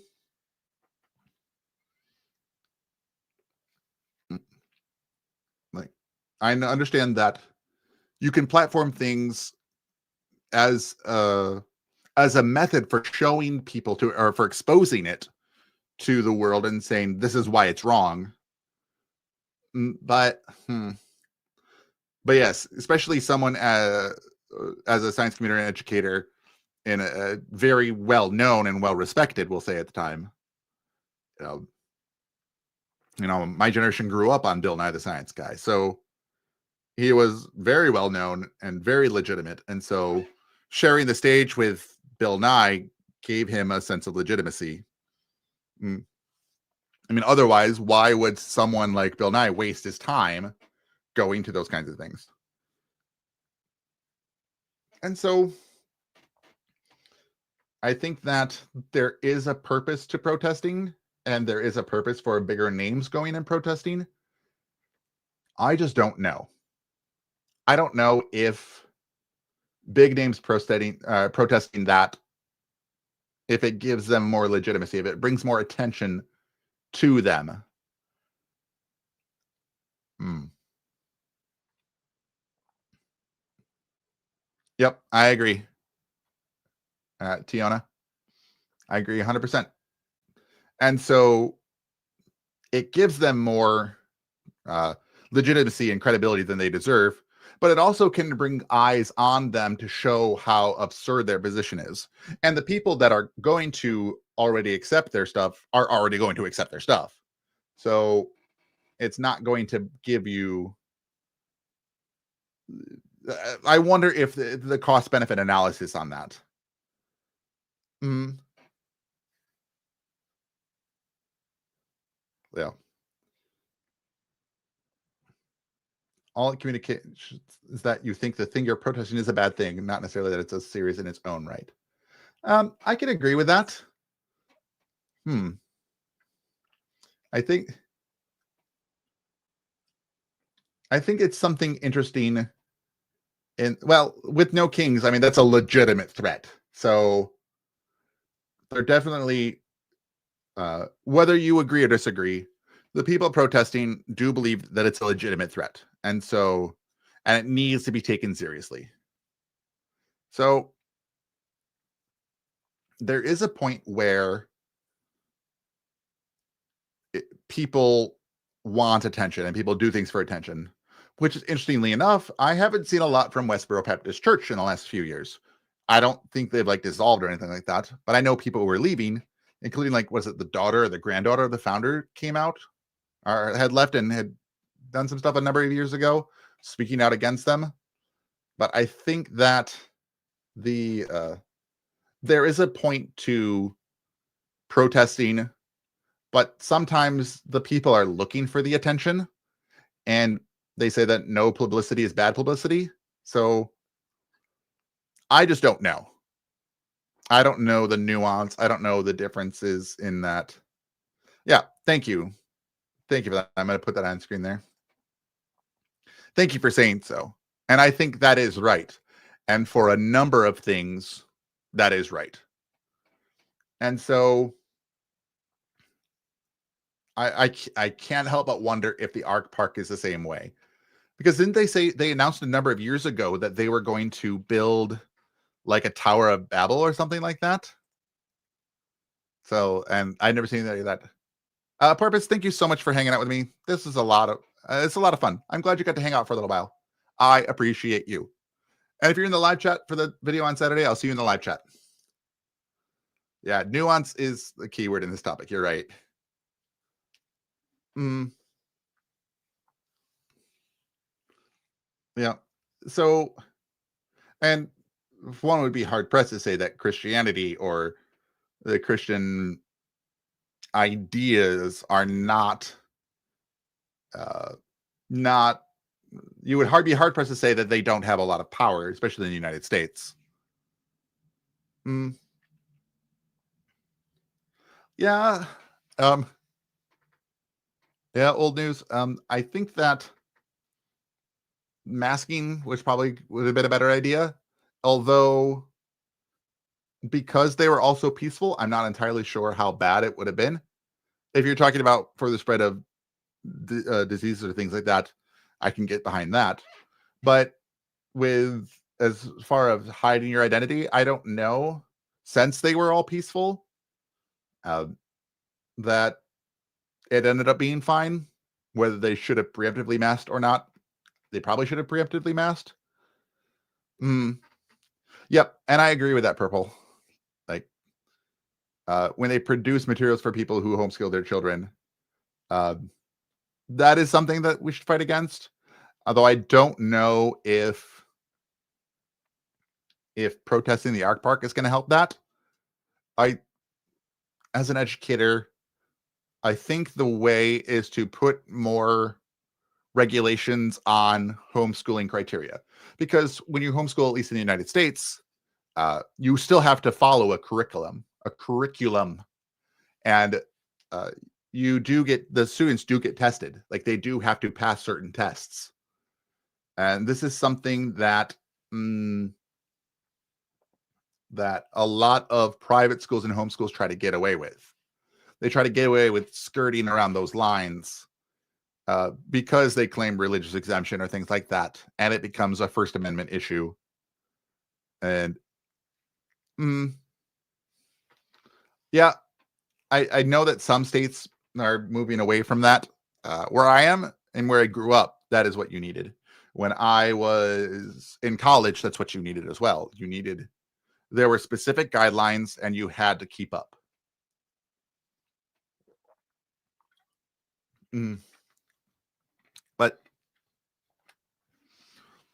But I'm not entirely sure about every state. Uh, and I know that some people do move in order to get around those kinds of things. Mhm. And it's really sad, but that's one thing that I'm trying to do. I'm trying to fix with my channel, is to help people with their critical thinking. And this way of thinking should have been taught in high school. This philosophical idea of taking something and applying logic and epistemology and things like that. That's kind of my goal of this channel. I think that my ultimate goal is to reach people who are on the fence, and uh, teach them how to recognize things and think just a little different and just a little better, so that they end up making just a little bit better decisions. Like, if something in my videos inspires someone to change just a little bit, and it leads to, let's say, them voting just a little differently, just for example, and they end up electing a mayor that is a little more science and education conscious, then that's a big change, or that could at least lead to a big change. Mm, Moving before you get your stooge screaming here. Yeah, you know where you're going to move to? A little bit. Uh, I think my bachelor's was definitely harder than my master's. Definitely. It was definitely a lot more work. Well, thank you, Dirt Fixer. I do appreciate that. You are something I wanted to bring up with you. Yep, I understand a little bit. Uh, you are a patron to Cornock the Bard. Interestingly, I was on Breakfast Donuts Live with him, and he sounds exactly like me, except I'm a little more, my inflection, I have a bit more inflection in my voice. Uh, but he and I have the same voice otherwise. And one of these days, I'm going to bring him on, and he's going to do the voice of my channel. He's going to do a video, and I'm going to say, sorry, I'm sick. I don't know how well I can do this, but I'm going to try to push through this. And it's just going to be Cornock's voice the rest of the time, and see if anybody notices. Because I don't know. I don't think anyone would notice. Plus, he could use a couple bucks for some of the issues he's having. Yeah, I want to. We've already emailed back and forth, and he's up for it. Do that for April Fool's Day. That's something I could do. Ooh, that's what I should do. I should record him, like, one of my lessons, one of my educational videos that where I'm not responding to someone. I could just say, here, I want to respond to this argument. Like, let's look at, I don't know, for example, let's just say the Kalam. Yeah, thanks. See, I told you. Let's say we do the Kalam. I say, here's my script for the Kalam. Just read it like I would read it. You've watched my videos again if you're not sure, and just kind of like do a little bit more inflection and kind of read it like I do, and see if and I just want to see if anybody notices. And I could pay him. I don't know. He'd be happy just to do it, but I'm like, here's $10. Do it for me. I'll just see what happens. I just see what would happen. Yeah, Korak. seems like a really nice guy. But yeah, we were on talking, and he brought up. I don't know if it's him. We brought up Seth Andrews, and we're we just ended up talking about that a little bit, and how he has the radio voice, and that. Oh yeah, yeah. If you see Korak the Bard, I will find him. He does. I don't say he does anything like I do. He is an atheist, and he does. Let's see. He's changed his channel to Atheism 101, and I will find it. But his name is Korak the Bard. I'm gonna atheist superstition or anti-theist superstition is his. But I'm gonna put it in the description and listen to him. And he sounds like I do when I'm just kind of like, I just woke up, or I'm just like a little sick. I'm not entirely sure, but he sounds a lot like this. And he's real chill. Although I think our singing voice is a little different, but because he's a bard and he likes to sing, and he writes songs for all of his patrons, which is pretty cool. But yeah, he's a little more monotone, like he sounds like me but tired. But it's so much fun. Like but he's like, am I talking to myself? I'm like, I think we're talking. I was gonna think that. And then we started doing our Seth Andrews with like, welcome to K108 radio. Yeah, it was so much fun. And I got the room laughing. Yeah, it's interesting. But I'm gonna have him record something for me. Yeah. I sincerely considered subscribing to him, or not subscribing, becoming a patron, but money's tight. But yeah, nice guy. At least from what I understand, had too many heart attacks. I don't know what's going on with that, but so yeah, you've got the icon from me and the theme song from him. Yeah, you basically have a YouTube channel now, Dirt Fixer. So yeah, that's what I'm thinking. I mean, he doesn't look like he's like super out of shape or anything like that. I mean, he might be a little bit, but I don't know for sure. But yeah, it's real unfortunate. Yep.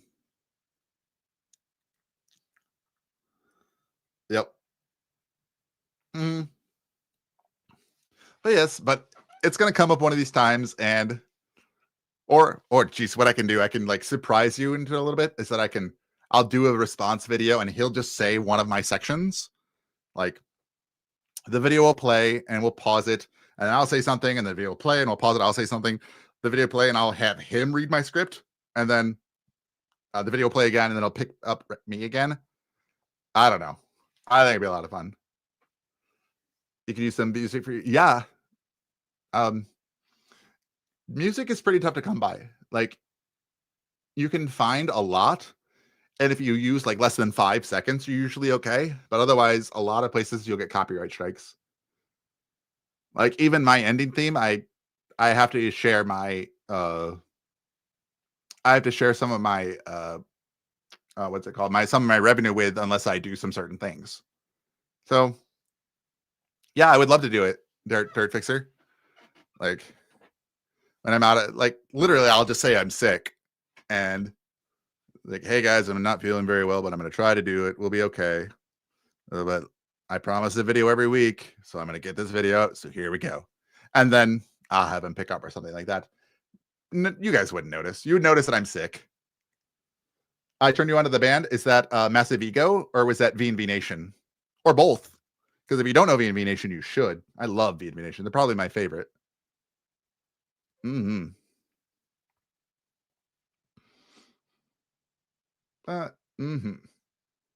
correct. Yeah, we had a lot of fun talking about Massive Ego and V&V Nation. Yeah, very good.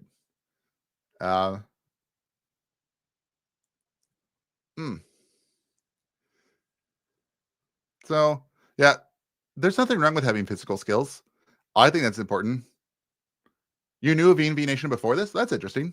How did you find out about them? But there's nothing wrong with recording your skills. Interestingly enough, I have an OnlyFans, but I'm clothed. But I teach people how to cook. And those are like some of the physical skills I have. And but I wear an apron, so I'm at least covered. And I've only got like 1 or 2 videos up so far, and I have 0 subscribers. But yeah, I'm too busy to do too much anymore.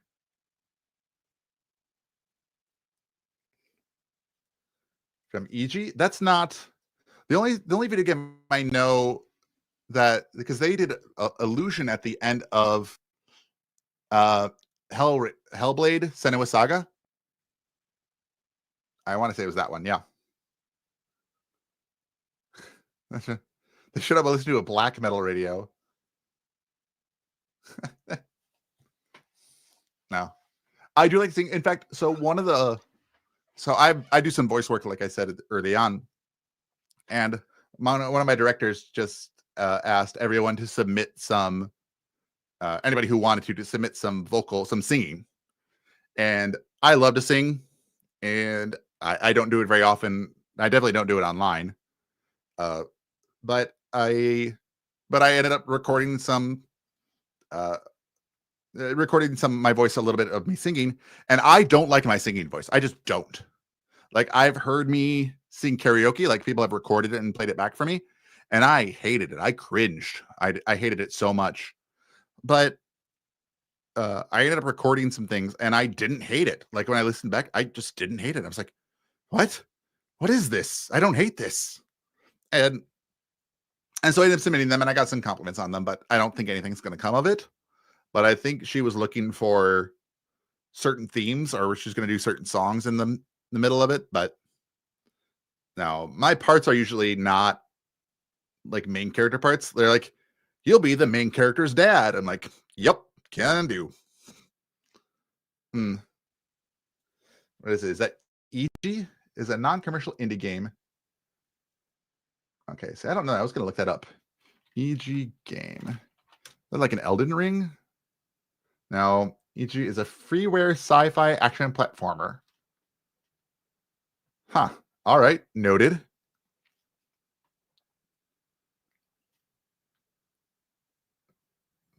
Is it a cover? Performed by Dark Materia.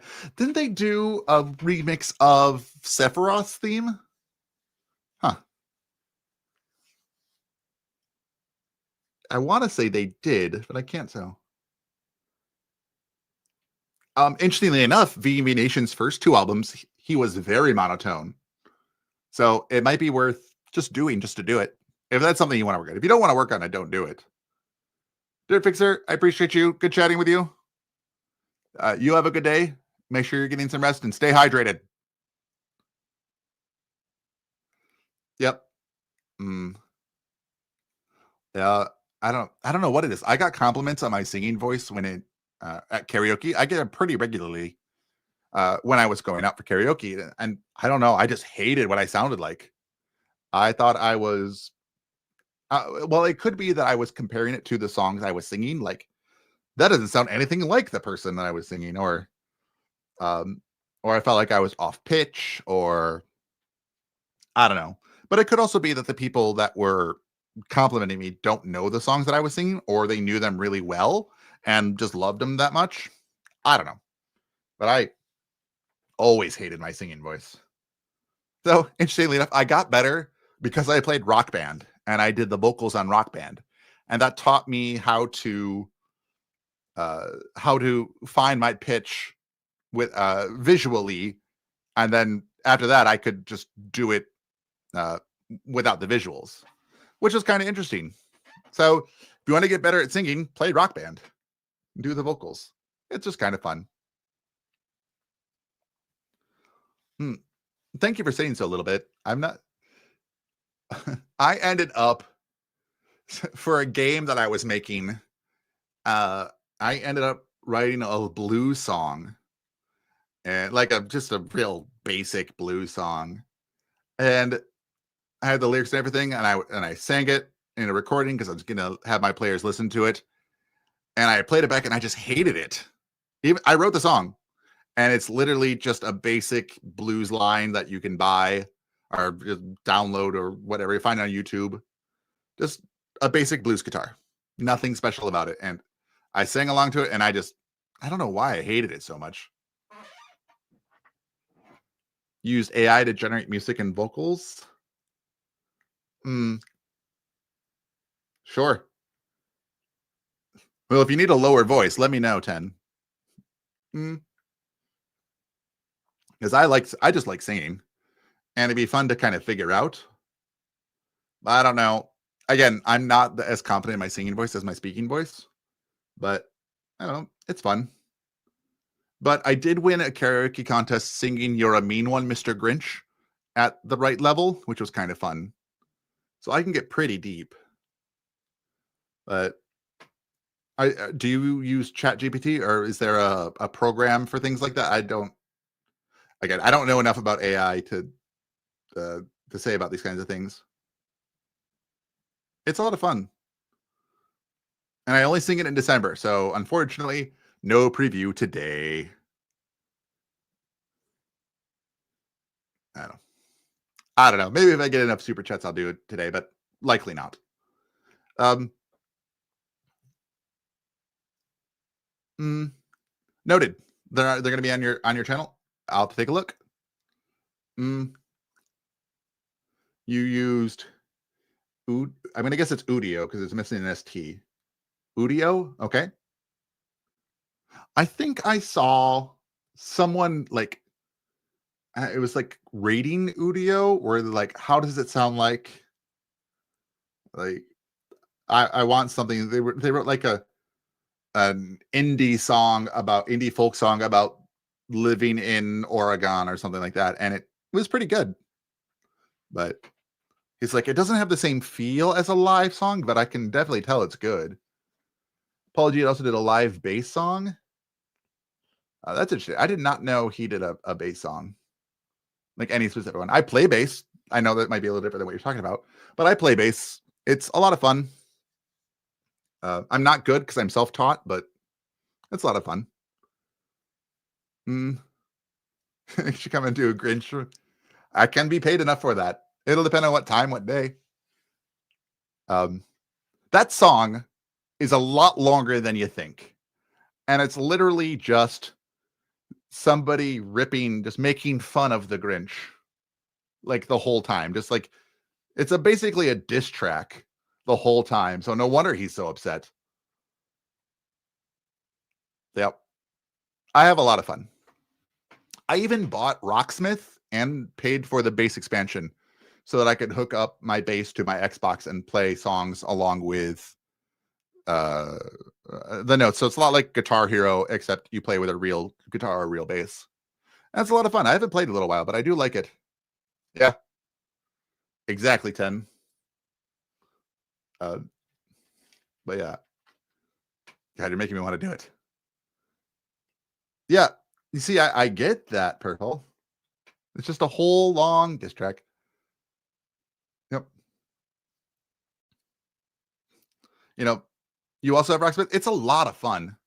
I even bought I think it was 2014, whatever the second one was, and that had even more songs. Oh, it's a lot of fun to play.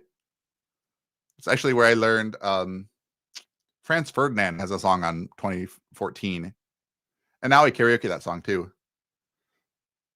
Yeah, it's not an amazing song. It's the same thing over and over. Although there's something kind of fun just about singing 39.5-foot pole, just like, but yeah, I only have a 4-string. I have a Gibson Epiphone bass. So those are two companies that are not associated, but apparently for like 3 years in like 87, 88, and 89, they teamed up and made a bass guitar at one point. And that's the one I have. Yeah, it's old. And I haven't had a lot of time to play it.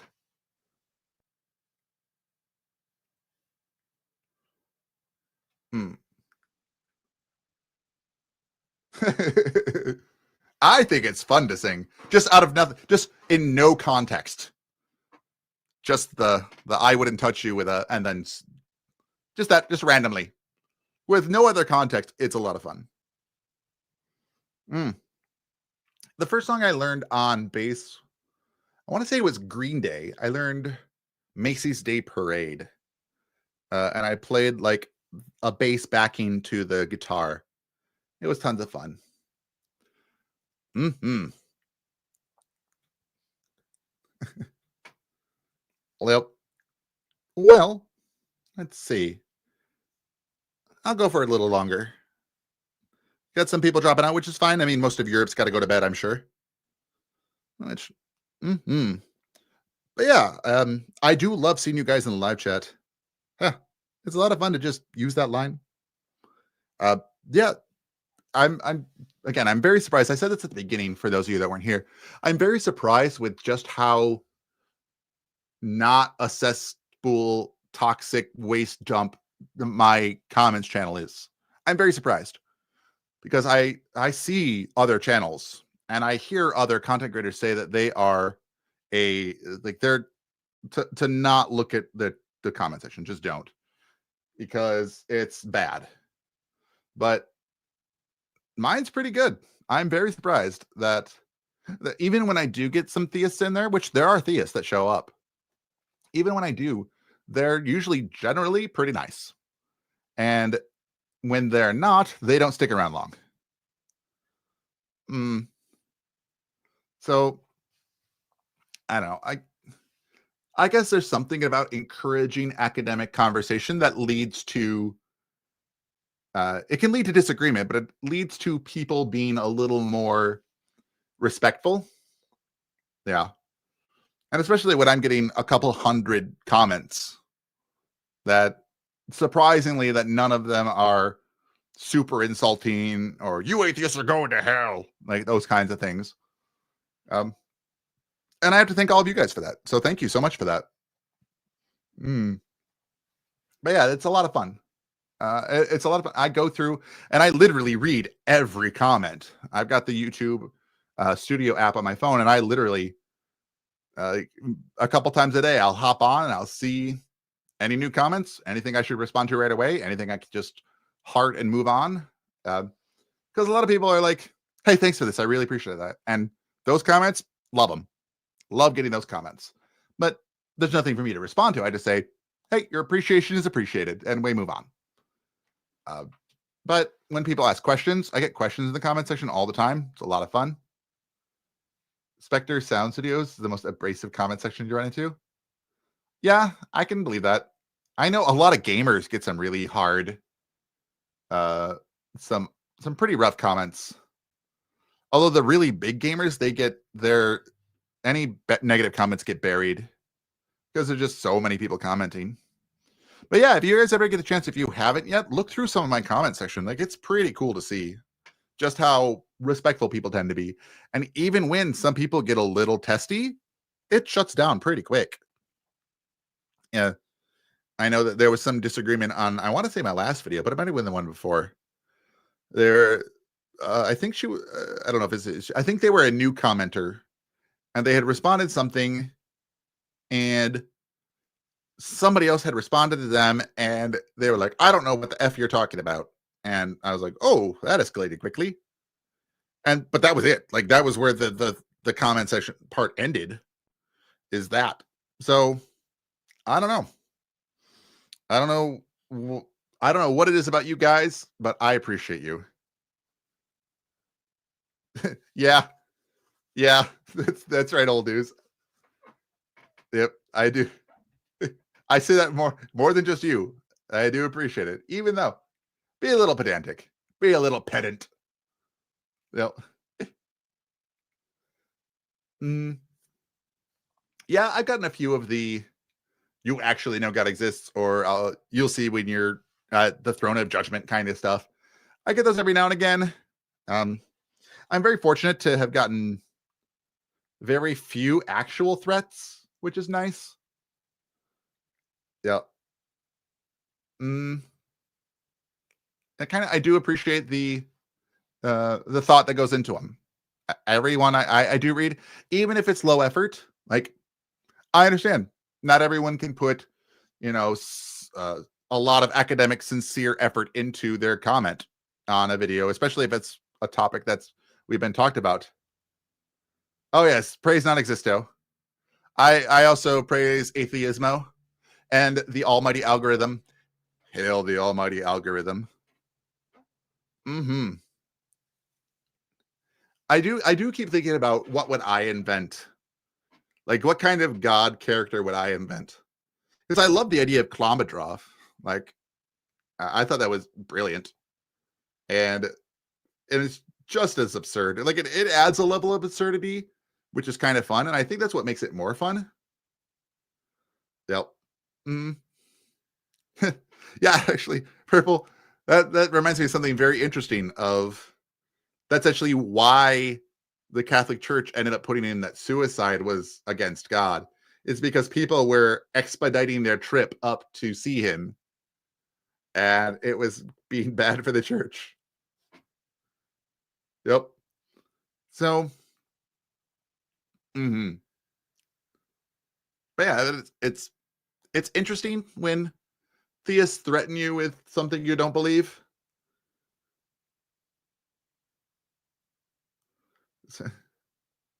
I see.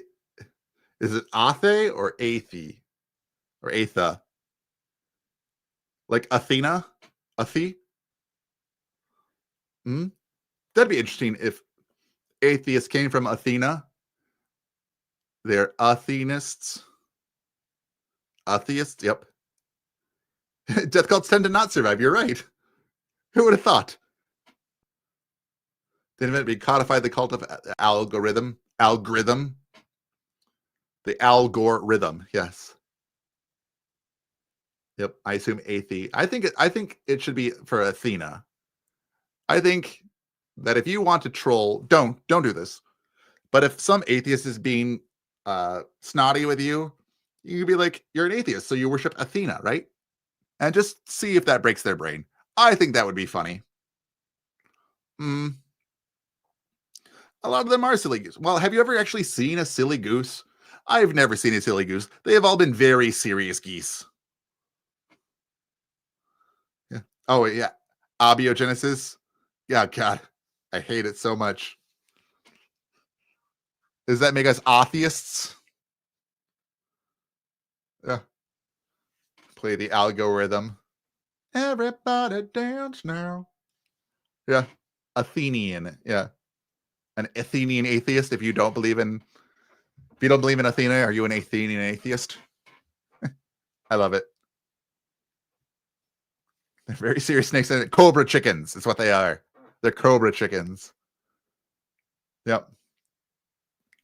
AI of Alcor doing a beatbox. I think that'd be funny. It probably already exists. Like it can't not exist. I'm reasonably certain. Yeah. But no, seriously, guys, I'm always looking for new content and new things to talk about. I love finding new apologists to talk about, to respond to. Like if you know anyone who's asking questions, I love answering questions. I just straight up love answering questions. You know, I would love to do one of those call-in shows and have theists call in and say, "Hey, so what about this?" Or "What do you think about this?" And I can talk for 10 minutes about morality or whatever topic we're talking about. Because I'll get nice and distracted, and it will go from we're talking about morality to bees somehow, and then I don't know what a magics or the magic cards or something like that, and it'll just we'll just all go around, and then it'll tie right back to morality somehow. Mm, yeah, I actually sent them an email. Heretical. I sent them an email, and I haven't heard anything back yet. I'm guessing they're not hiring, but because he does apparently pay everyone that works for him. Hmm. If ants believe in God, are they antheists? Yeah. Bees are the root of morality. I bet in some conversation I could tie it in. Like it'll just go from one step to the next to the next. And my ADHD, I will bounce from that topic and I will get there. Yep. It really is the same arguments every time. Like they don't have anything new, which is why when I find something new, I like to bring it up. Like if you guys haven't seen him, there is an apologist comedian, I want to say, named Brad Stein, I want to say was his name. And I did a video on him. And he was being a comedian. And so doing my best to take that into account. he basically said that atheists can't use the same words that we do. And yeah, it was uh, interesting. And so basically he said atheists can't say whatever they have to say. And then he came up with this long phrase that we had to say otherwise. Okay, thank you, old school. I thought that's what it was. But he came up with this really long sentence for saying something. I don't remember what it was, like whale or something like that. And and he was being ridiculous, and he was being ridiculous to the point of comedy, but he was also he had some seriousness there. Yeah, the comedians are funny. You're right. Um, and so it was basically atheists can't use the same words Christians do. We have to use different words, and we have to use long sentence of whatever. And I'm like, what should we call this? Like, this is a new argument on me. I've never heard this one before. So let's call it the argument from verbosity. And so a new argument was formed, the argument from verbosity. I mean, it's stupid. It's arguably worse than all the other ones, but yeah, it was pretty bad.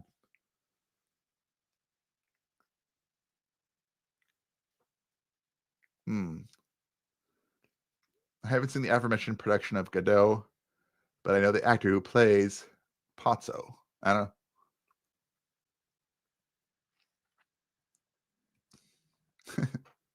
Yeah, bees would be relevant to morality and God of the Gaps arguments. That's right. I agree.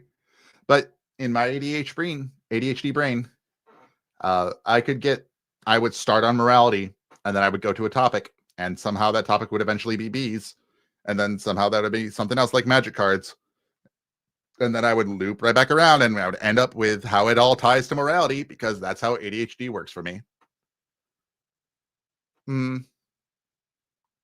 Yeah, I actually think his 5 ways arguments are all the same argument, like it with minor variations. Hey, you met Prophet Azad. He's so busy. So it's cool that you've met a voice actor then. I bet a handful of really cool ones. Mm. Yep. Interestingly enough, Tiana, that comes up in the video for this week. Not that specifically, but something very, very close.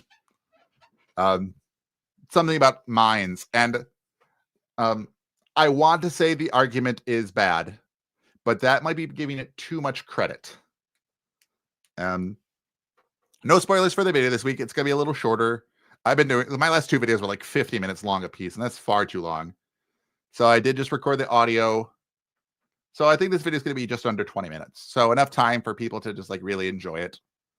Because that tends to be where people really like it. People don't normally watch to the end if it's like a super long video. They'll jump around. But if I keep them around, between 10 and 20 minutes, that's where people they're more likely to watch the whole thing. And apparently that matters for my YouTube algorithm. I don't know. Yes. But yep. Well, I'm glad you do. I generally will put on a video where if I don't have to do a lot of thinking, I'll put on a video and I'll just listen to it while I'm doing something else. And I'll listen to a video and I'll start responding myself. Like if I'm watching, I don't know, let's say a clip from The Line or something like that.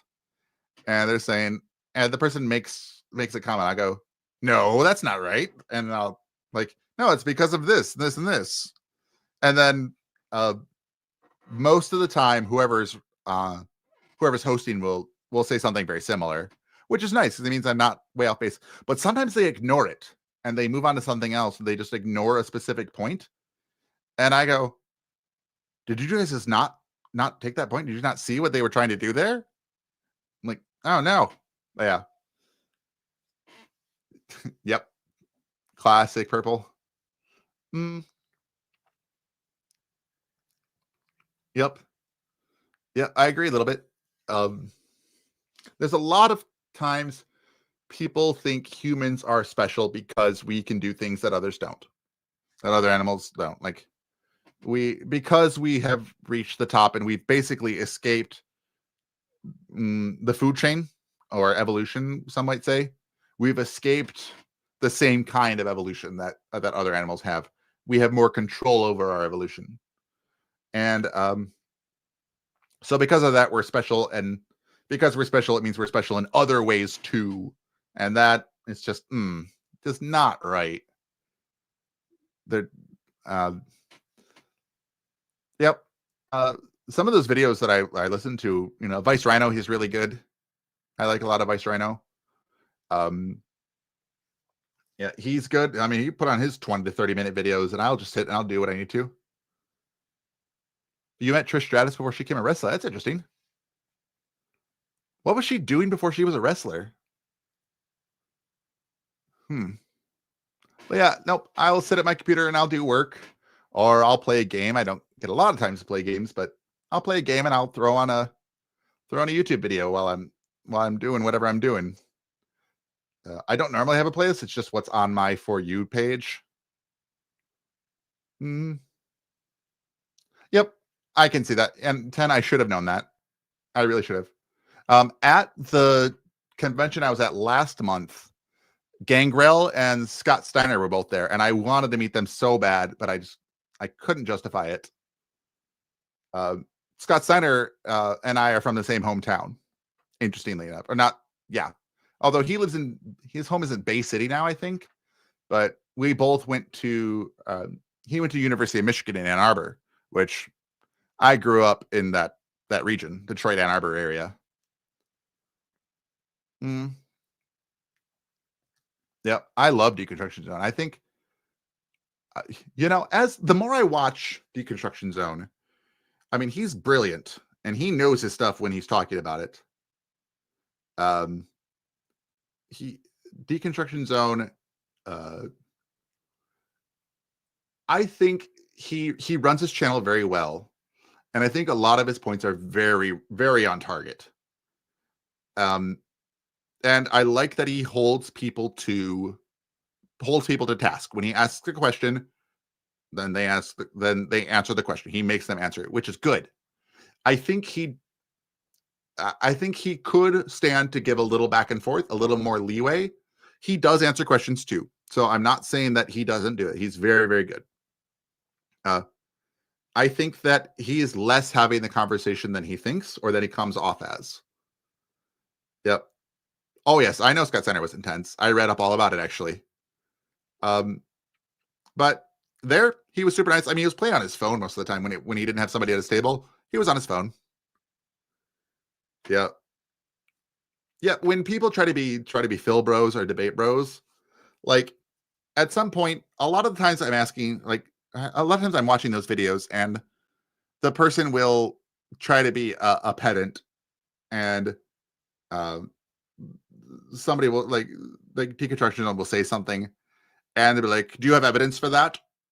And okay, fair enough. If we're going to do that, let's do that. And then a lot of people will say things like, well, you didn't answer it because you don't want to, or because you're scared. And at the whole time I'm thinking, okay, you've made a claim. Now demonstrate that and see what happens. And you'll find that they don't. Because when people try to make claims like that, they're trying to get a reaction. And so I have to say things like, this is something I thought of today, and I think it's clever, but that's just me, because I like to come up with things like this. Like, you can either be passive or you can be aggressive, but you can't be passive aggressive. Pick one. And yeah, that's kind of fun. I think I'm going to use that if it gets to that conversation. Yeah. I also don't like when people say that they got cooked, or like, you just got cooked. Like, I don't think that's the case. I think that being disproven or being incorrect about something does not mean you're cooked. Yeah, so thank you. Yep. I mean, I could say that. So I'm very lucky. I haven't had someone. Yeah, I know. Speaking is a little faster than it is than typing. But I think if somebody ever told me that I was cooked, I would have to ask them what they mean by that, because I'm not up to date with Gen Alpha slang or whatever like that. Is that like being bae? I don't know. I would jokingly say, like, I understand it generally means, but I would want to know what they mean, because if they're saying you just got cooked, like it's some sort of brag, that they did so well, then I go, what do you mean by that? Because I don't understand, and force them to explain it.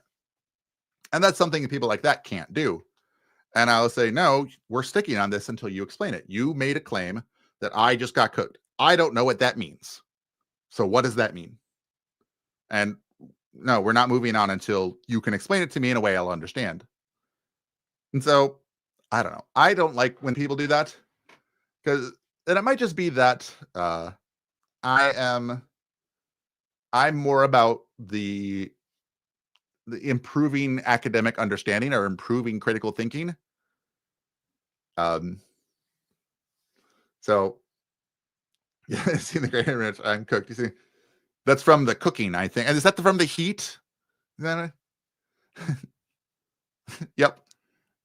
Trying to kill some bacteria. Is that what it is? Some of my bacteria is now gone.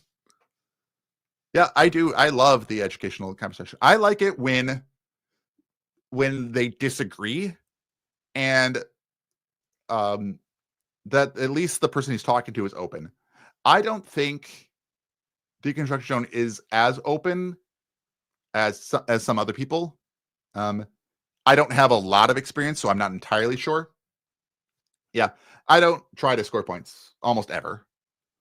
Like, I could, I suppose, try to score points and do some like low blows arguments, and there are people that, excuse me, 100% deserve it. Like, if I were talking to Kent Hovind, oh yeah, no, punch him in the nuts. Like, there's nothing's off limits with people like that. I don't know if I would still do it, like, or how much I would do it, but I don't need to score points, kind of thing.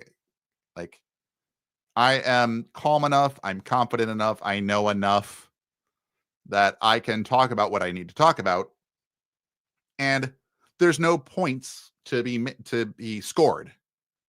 And that's literally the hanging fruit. You're right. See, there's a move called Monkey Snatches Peaches, and that's what that is. Yeah.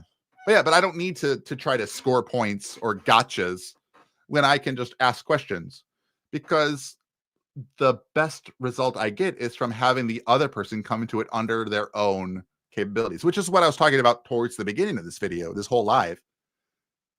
Yeah, a lot of them are very hostile, and a lot of times I know him and Planet Peterson, like, they match energy, is what they say, which I can get behind. I don't know if I could. I think there are some number of there are appropriate times, some number of times where it would be appropriate to match energy, and like, there are times that I would be talking and I just want to go, now this is an honest question. Are you stupid? Now, and this is not as an insult. I just want to know if that's the case, because what you're saying is stupid, and you have to know that. So, like, I could break it down for you, but honestly, there was something in one of my comment section that came up where the person was responding and he was making some like basic mistakes, and it led me to believe that English wasn't his first language. And I work with people whose English is not their first language. I know when those mistakes are happening, what that usually means. And so in one of my responses, I said, because I wasn't sure if he was really understanding what I was saying, and maybe I was using words that he just didn't quite know and didn't want to admit it, which is 100% fine. But I said, hey, this is not me being mean. I'm genuinely curious. Is English not your first language? Because you're making these mistakes, and it leads me to believe that. And if it's, I'm not dissing you for it, but if that's the case, I just want to know so I can adjust how I'm speaking to you in order to accommodate that, because I want to make sure we're having a good conversation. And apparently that was not taken well, because it was taken as an insult for some reason. I don't know why, but no, I honestly just want people to be able to understand each other. And that's another reason why I do this kind of thing, is to make it so people understand each other. That's one of the reasons I wanted to be a linguist and be a language teacher, is that I think that if we can remove some of the miscommunication, if I can help people be better understood and be able to communicate what they need better, that we would remove a lot of the miscommunication and a lot of problems would get solved, I think. And that was why I wanted to be a language teacher. Let's see. Yeah, old news. I'm literally doing this so I can get better at my speaking off the cuff like this. Like, I mean, I already teach, and so I already have to answer questions, so I already have some experience, but I don't normally teach like this. So, uh, I would love to do more debates and things like that and just talk to people. I would love to meet Eric. He seems like a super nice guy. Um, I haven't seen Skeptic Generation in a while. I heard it came back, but it was just Eric on it at one point, and then it was Eric and somebody else, and I wonder if something happened with V or not. I don't know. Um, yep. I ended up not what I now don't watch any of Matt Dillahunty's videos anymore. Not his call-in videos. I'll watch his atheist debates project stuff because those are interesting, and I'll watch his debates because those are interesting. But he got to the point where he's a little angrier, and it leads to more contention, and it leads to the conversation shutting down too fast. And I think that for what he's trying to do, it's not working as well. Now, I understand he's super frustrated. He's been through all of the arguments 20 plus years. So, like, I get it. And I think that is a little bit of a lack of empathy on his part. Yeah. How would I have known that, old news? How would I have known? But, and I'm not saying that it's necessarily his fault. Uh, not anything like that. He's run the gauntlet. Like, if anybody can be upset about these kinds of things, I would argue it'd be him. But I'm not sure. So V has moved to other projects. Thank you for that. Mixed up due to his Christian pastor having to stop. Okay. I should message Christian pastor co-host, not a pastor, Eric has. Okay, I'm about to say that sounded a little weird, but yeah, I should message Eric on Skeptic Generation and see if he wants another co-host. I would love to. If you guys drop my name in sometime, say, hey, Dark of All Trades is looking for things like that, or Dark of All Trades has a good video on this, whatever. Promote me. I was talking about something, but yeah. So Matt tends to shut people down a little too quickly. He hears something, he hears an argument, he knows where it's going, and he's already ahead of people. Like, so he knows where the argument is going to go before the caller even makes the comment. And so he's already there. So he does something that a lot of academics do, I think, in that he is jumping ahead because in his mind, he's already made the connection that the caller hasn't yet. And he's not being as empathetic as I think he could be. And for some people, that's absolutely fine. Some people love that. I used to like a little bit when he got heated, like early on, when he would get a little upset because the caller was being really dishonest or something like that. But it seems like the caller not understanding something and makes a comment back, he takes it as dishonest, and it's not quite, I don't think that's quite the case. It might be, I don't know, but it comes off a little too quick to anger. And so his content became less interesting to me. Yep. And so I don't watch him anymore. Like, even though he was my link to the atheist community of Austin, he's the one that I found, which led me to finding the atheist experience a number of years ago, which led me to finding all the ones that I do now. Oh, please, by all means, steal what I have. Like, do it. Use what I can to help you do better. That's literally what I want my channel to do, is to help people do better with what they're doing. Do it. 100%. Steal my jokes. I don't care. I say some silly little things, like arguing in a circle so much that it should come with a warning label. Yeah. That's so much fun. No, literally you can even take parts of, like, watch one of my videos and be like, I'm using this. Write it down and use it in whatever you're doing. Although if you go too far, just quote me.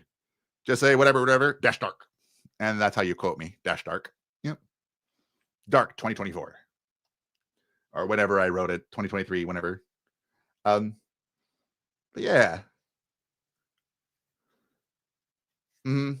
Yep, old news, I agree 100%, and that's frustrating. And so now I don't watch his calls anymore. Like, it happened too many times, and that I'm no longer like, when callers are understanding, I understand. Yeah, do not plagiarize Dark. That's very true. Quote me, use APA quoting, which I had to do for college. Um, but yeah, quote me by all means.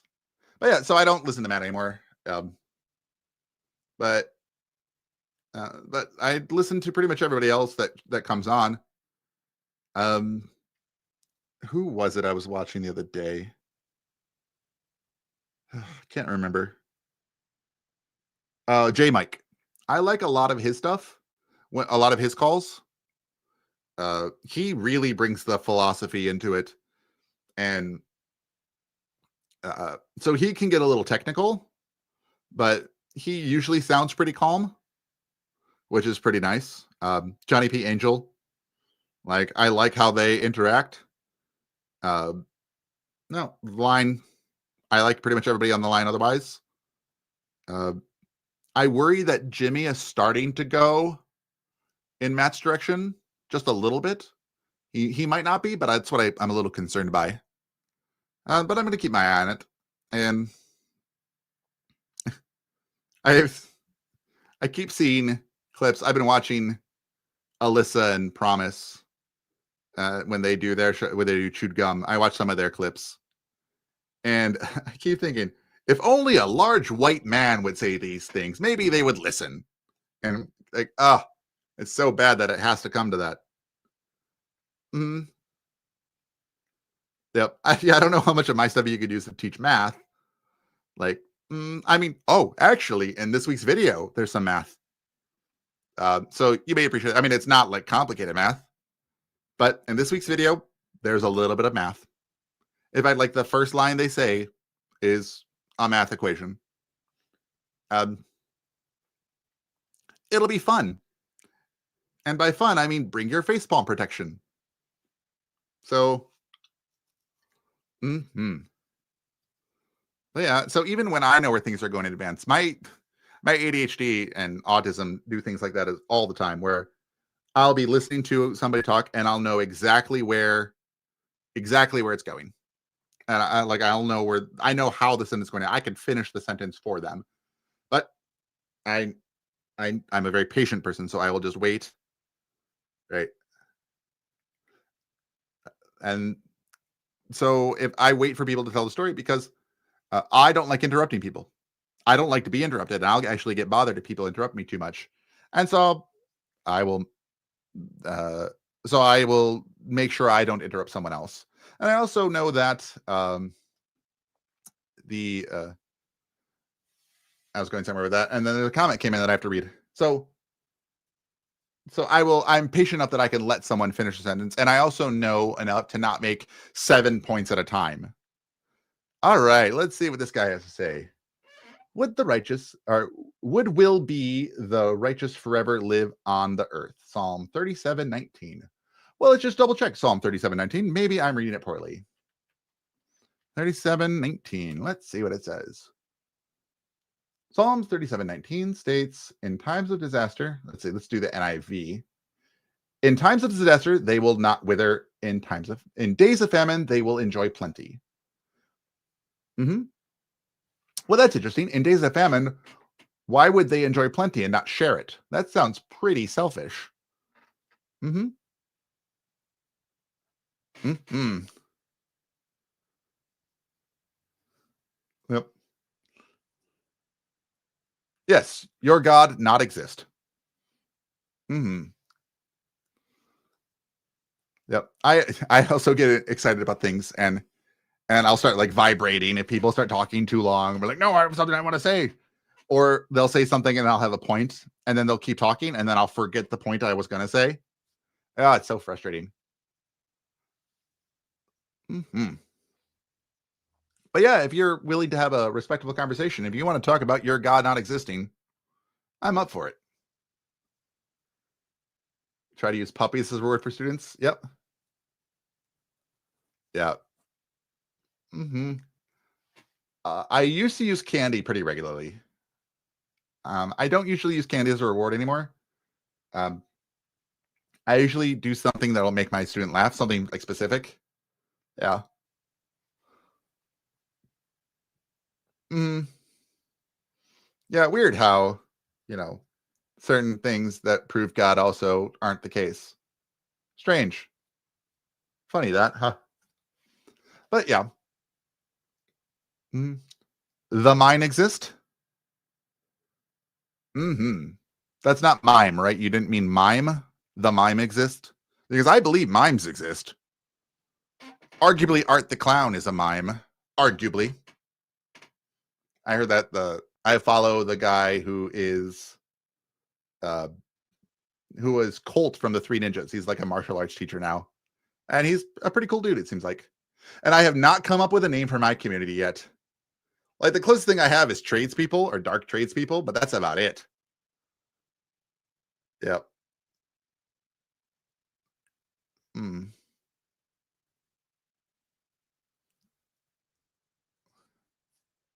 The ellipses, yes, I have. I cannot argue that ellipses exist.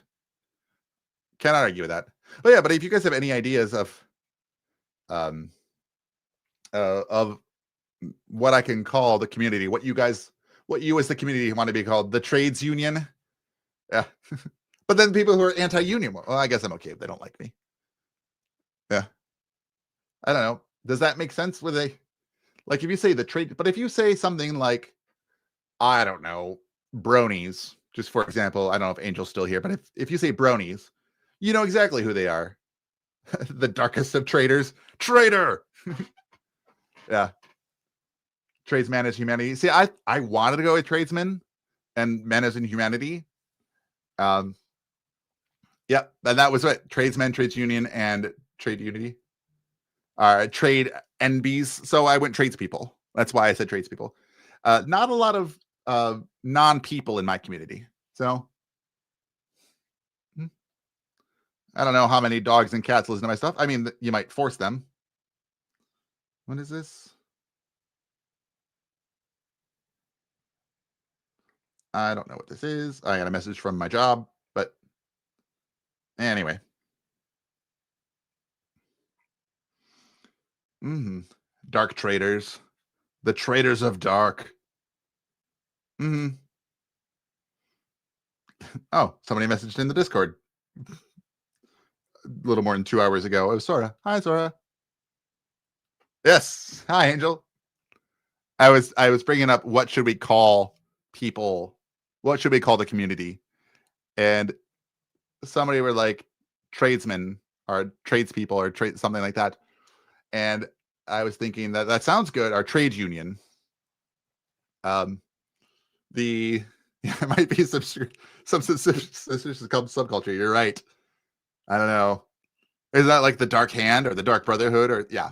But yeah, so I was talking about what should we call that, and I said somebody had brought up the trades union. I want to say the trades union, which is a good one. And I went, that doesn't sound like it would. Like if you say that, people won't connect it with me right away. Where if you say brony, people know exactly what that's from. And so that was my Darth Traders. Oh, don't associate me with Darth Dawkins. Don't do that. Even better, we're mysterious. Yep. So right now I have Dark Tradesman, but that's the only thing I really have. Unfortunately, I didn't think of what my community would be called when I came up with this screen name. Yeah, if anybody wants to know, I talked about it a couple times of why I come up with like Darth Trader. I get it. I see what you did there. Because Vader Trader. I get it. Jehovah is not my name. My name is Dark.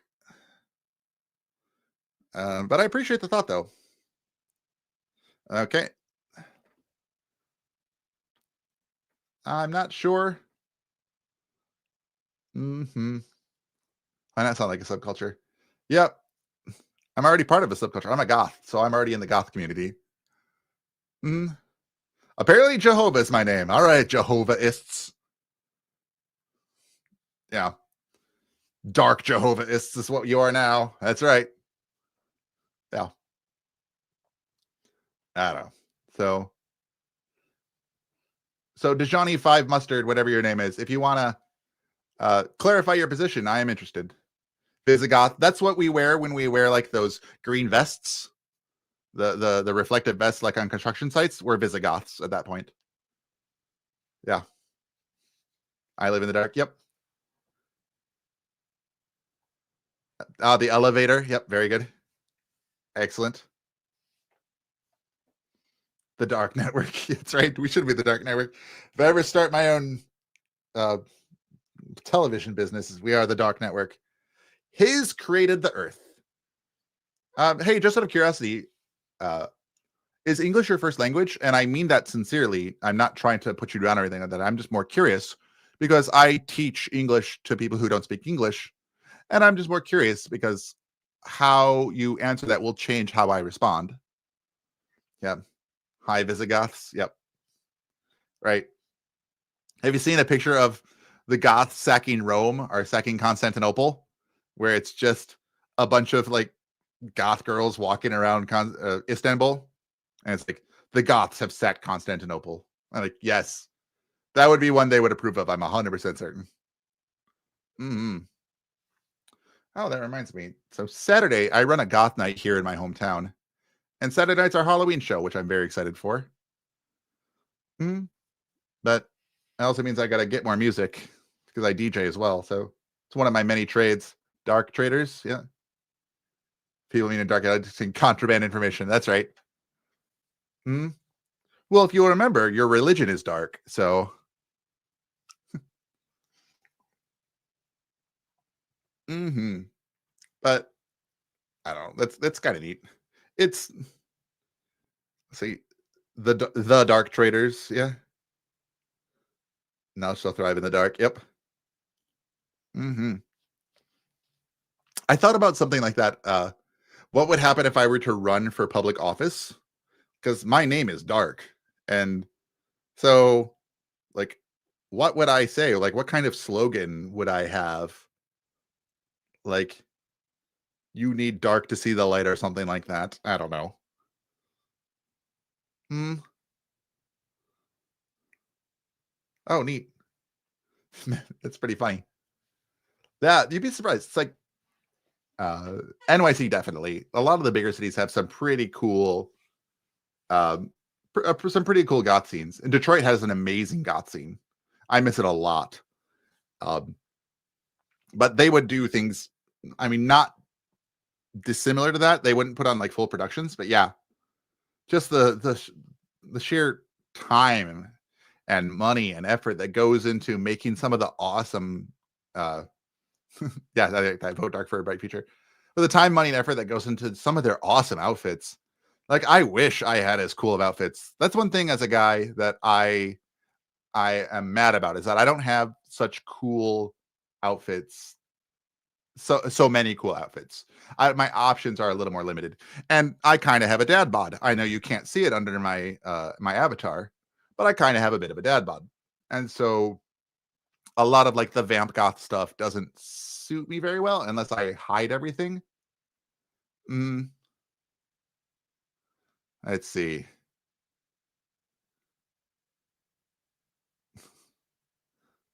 Dead Souls. Yes, Bela Lugosi's dead. See, I thought about Bela Lugosi's dead. It's like 7.5 minutes.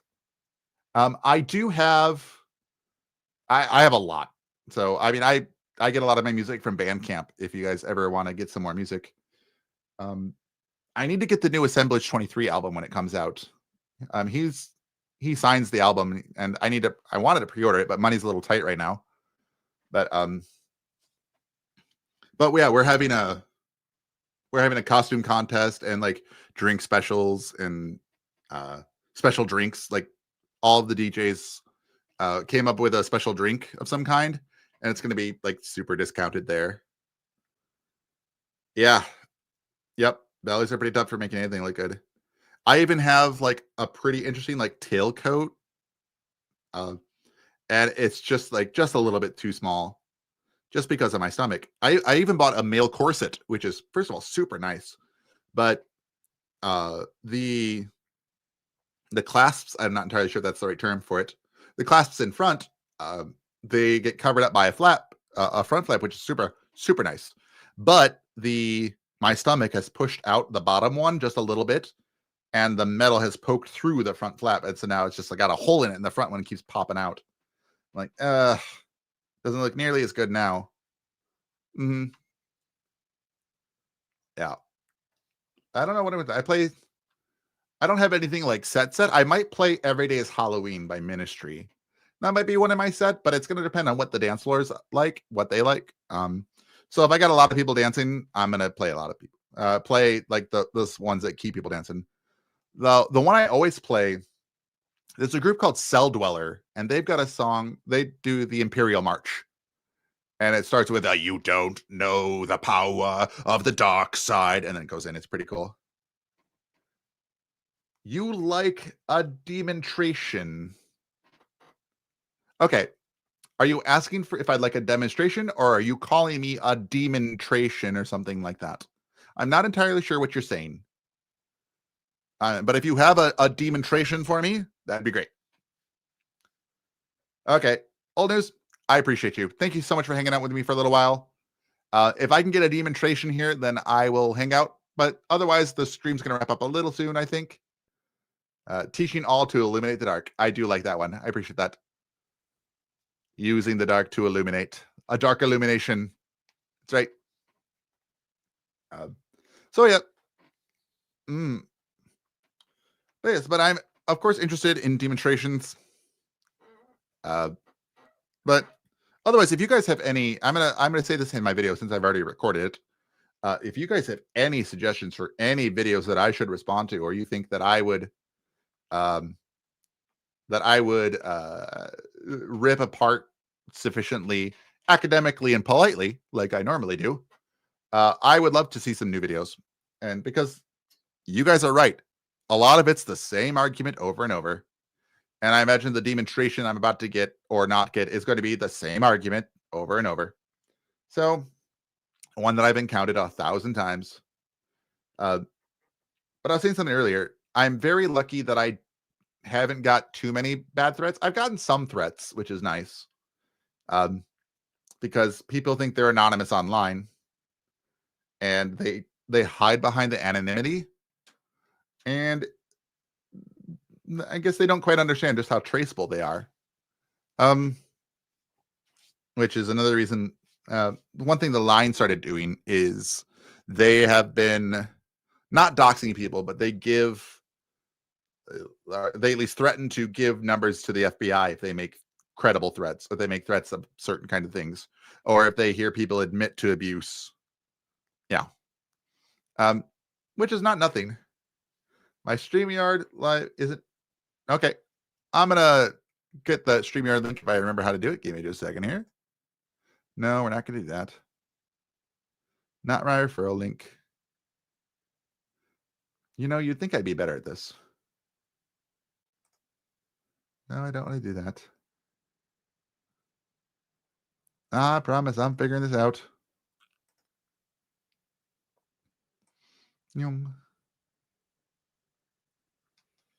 Okay.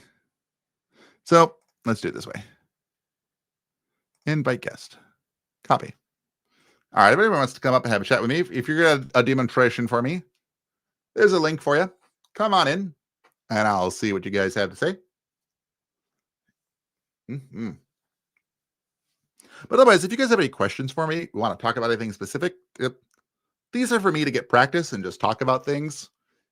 I talk to adults pretty regularly, so a lot of my students are more adults now.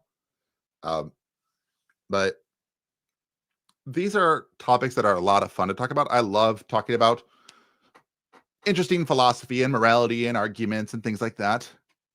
But I have posted a link in the comments there. So if you have a demonstration for me, I'm going to read that word again because I'm not sure if I'm pronouncing it right. His of the your side now. Okay. Heretical. Okay. Oh, never mind.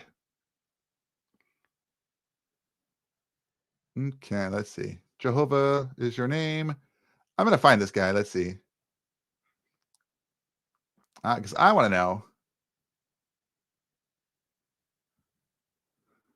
Okay. Article, I'm trusting you on this. You need to connect your mic and cam before I can add you to the stream, though. All right.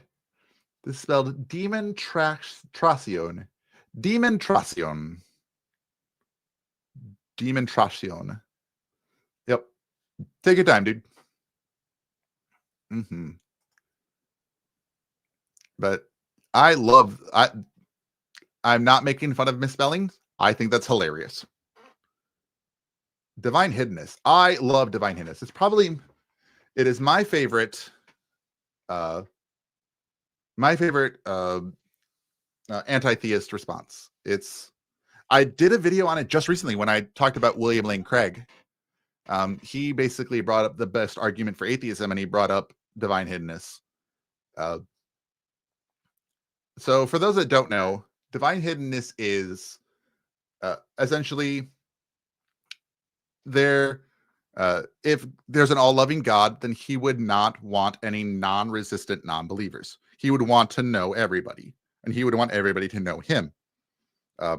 Since there are non-resistant non-believers, then that God cannot exist. That's the very, very basic, dumbed-down, short version. J.L. Schellenberg, he wrote a whole book on it. It's worth your time. Yep. Nope. I understand. At some point, we can hang out on chat. I mean, I have a Discord as well if you guys want to talk on Discord. That's another place. Yeah, I agree. He brought it up, and then he attempts to disprove it by not talking about it. He talked about adjacent things, but so I love Divine Hiddenness. The one flaw that's a little glaring is that it assumes that a loving God exists, or it assumes that the God is loving, and that this loving God, one of its aspects wants us to know it exists. And so it's a little narrow. So it's talking about a very specific kind of God. Now, granted, that's mostly the Christian God, mostly the Abrahamic God of those kinds. So it is good. Yeah, I'll get a Discord link. So it's good for responding to the Abrahamic God, or a God that cares and wants us to know that it exists. Which now reminds me, there's another VB Nation song I want to put on my channel at some point. Discord link. There it is. I'm posting the Discord right now for everybody who wants to get on the Discord. Yes, the Bible God does tick most of the boxes of an abusive partner. Hi, Eric. Haven't got one of these yet. Yeah, this is only my second one. So I'm just kind of getting talking and kind of getting some practice into doing live stuff, because I would like to do more live things and take more live calls and have more live conversations. But yeah, so there's a song, Dark of All Streams. Hi, B.S. Lewis. I do appreciate you. I do appreciate that quite a bit. But there's a song by VB Nation called Savior Vox. So Savior is the instrumental version, and then it has another thing in Vox, meaning voice. And I want to say things like this to some theists. If you ever get a chance to look up the lyrics, they're very good. It's one of my favorite songs by them. It does address specifically God that wants you to know it and has the power to do so. Yep. Yeah, you're right. It doesn't need omniscience, or it actually doesn't even need omnipotence. It can just, as long as it has sufficient power to do that aspect of it. So if it's not even full, like I said, it doesn't need to be able to do anything, not even everything logically possible. It just needs to be able to do the action of making sure we know it exists. Yeah. Thank you, Eric. I'm going to put that comment out there. Thank you for the kind words. I do think that there are people who actually believe what these apologists are saying, and they honestly believe it. And I think that there is a point where mockery has its place, but my goal is to reach people who are not sure, who are on the fence, who think, "Hey, that sounds pretty good, but I'm not 100% sold on it, but it sounds good." And I want to reach those people and to give them the the explanation behind it. In that when an apologist talks, they don't need to explain their things, they can just make their claims. And a lot of people will, or a lot of especially people who are already inclined to believe, will just accept it. And I want to reach the people who would just accept it, but aren't, that haven't necessarily yet. So it kind of forces the skeptical aspect of people's brains to kick in. So they want to, uh, explore that kind of thing. Yeah, yeah, because those mocky YouTube atheists are just insufferable. Cannot argue more. Yeah. Uh, but yeah, so I think that all these arguments deserve a fair look. And in fact, I think all of them deserve a steel manning. I think they all should be. That's okay, heretical. Yeah, hop on Discord and just talk in the general chat. We love talking. But all the arguments deserve a fair look, because sometimes these people, it might be their first time hearing the argument itself, and they might have never heard anything counter to it. And so I want to speak in a way that can attract them, that can keep them interested, that can make them think about the actual argument itself. I think that's way more fun. Steel man. I don't know. You're looking pretty shifty. You think purple rhymes with orange, so I don't know. Yeah. Now I'm just reminded of the Saturday Night Live joke switches about the Man of Steel. I'm not going to say it on the stream, but watch it. It's pretty funny. But yeah, so my goal is to reach as many people as I can and be accessible for as many people as I can, and be let everyone of every skill level get something out of my videos. There's so much that people who have heard the apologetics 1,000 times, like, watching these videos can be kind of rough. They're just like, oh, it's the same thing, and here's how they're likely going to respond. If they don't respond this way, they can respond this way. And so they know where we're going already. So I want to give them something different. I want to give them, I want to get everyone something they can take away, which is another reason why I steel man arguments pretty regularly. And I show all of the arguments on screen so that everyone can know that I'm not straw manning. Yep. Let's see. Your lifetime companion said nothing rhymes with purple and nothing rhymes with orange, so by default they must rhyme. I love it. That is a really good play on logic. Mm. Oh, all right, guys. There's a fun fact. So, what's the fallacy? Name the fallacy. Do it. Do it. Do it. Do it. Like, if nothing rhymes with orange and nothing rhymes with purple, they must rhyme with each other. That's a fallacy. Name it. Do it. Do it. Do it. I dare you. But yeah. So I'm honestly glad that people are getting things out of my channel. And I see all the compliments. I even have friends, like real life friends, who, granted I don't see them very often, who were religious, and they talked to me, and like I have a friend, her name's Nicole. You don't know her, it's fine. And she was very religious and would post religious content on her social media. And I was very, very respectful, and I learned to not respond to those all the time. But whenever she would ask something that ended up being religious, I would send her a message and talk to her about it. And eventually I sent her my channel, and she ended up really liking what I had to say. And she said that she's still a believer, but she's no longer part of her church because she couldn't stand what they were doing. Let's see.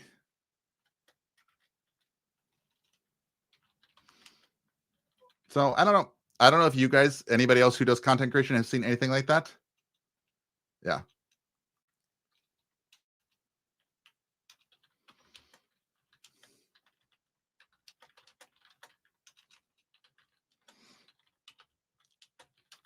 Do you guys normally see people's minds kind of changing like very slowly over time?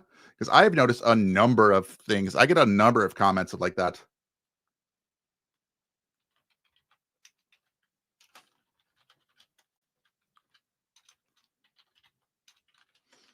Mhm.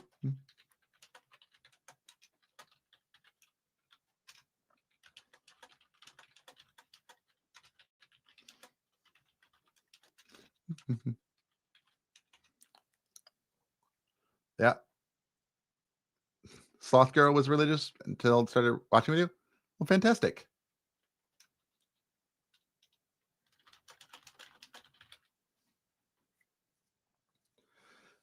I mean, I can see the logic being technically correct.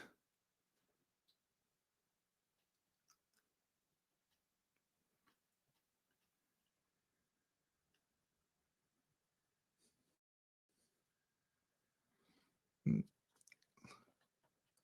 Yep, I did know that Aron Ra, wasn't she from like the Philippines or something like that? I thought she was Asian of some kind. Angela, I know you said it's a non sequitur. It is. It is technically a non sequitur. Um,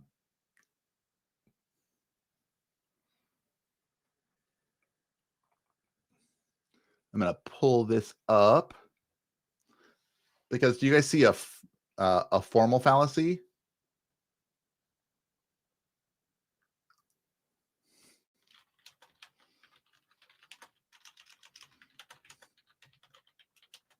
Type, type, type, type, type. I'm gonna see if I can pull up this actual fallacy here.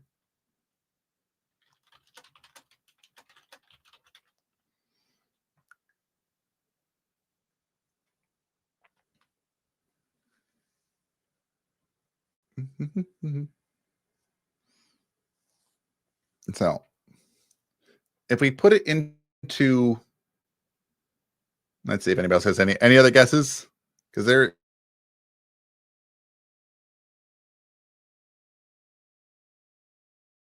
I believe there's a formal fallacy in it.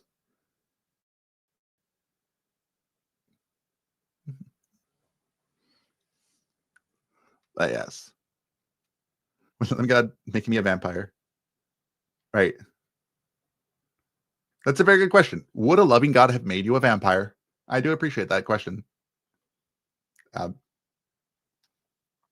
because it could go either way. Because if no God exists, then you're not a vampire. But if a God exists and it's a loving God, it would not have made you a vampire either. But if a God exists who's not loving, it would have made you a vampire. And so, hmm.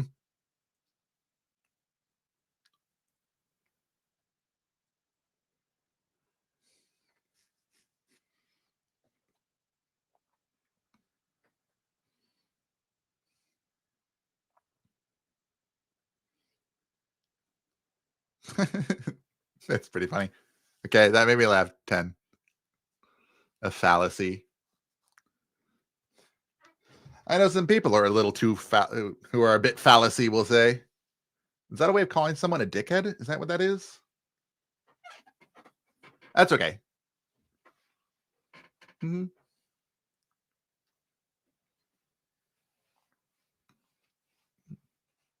mhm. Any other guesses? It's fine if not else. Mm. So basically, it's an invalid inference from two universal negatives. So it's a kind of syllogistic fallacy, or it's a quantifier error. Um, mhm. That one could say that it's an equivocation on nothing. I wouldn't say so, but I can see how that could be the case. So it's essentially a category error. It's a category mistake. Uh, maybe undistributed middle, which is very similar to the non sequitur. But it's just kind of fun.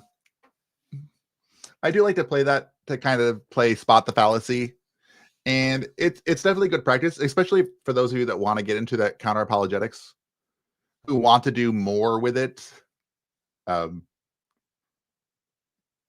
you know, it's fun. It's good practice, and this is a safe place to practice. And you guys are free to be wrong, and I will never fault you for being wrong if you're being wrong honestly. So, so by all means, if you guys have guesses on things, say this is just a guess, but I think blank. Uh, and I think that that's something that a lot of people are. It's holding a lot of people back. Is that people are afraid to be wrong, and that makes people afraid of trying. It's an undistributed middle, is what that's called. Mm, I would love to learn how to play Debunked. Um, I was going to order it because I have a lot of friends who are into gaming, and I have somebody who I taught a bunch of these fallacies to, which actually is what encouraged me to start the Professor Dark Explains Logical Fallacies um, whole, whole playlist. Is because those were lessons that I taught her. I taught her those logical fallacies, and I thought I would teach the rest. You think a logical fallacy series of it?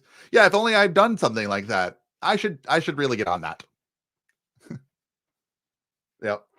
Almost like it's something called Professor Dark Explains Logical Fallacies or something like that. That's what I'll call it. I will call it that from now on. Oh man. No, I think it'd be fun.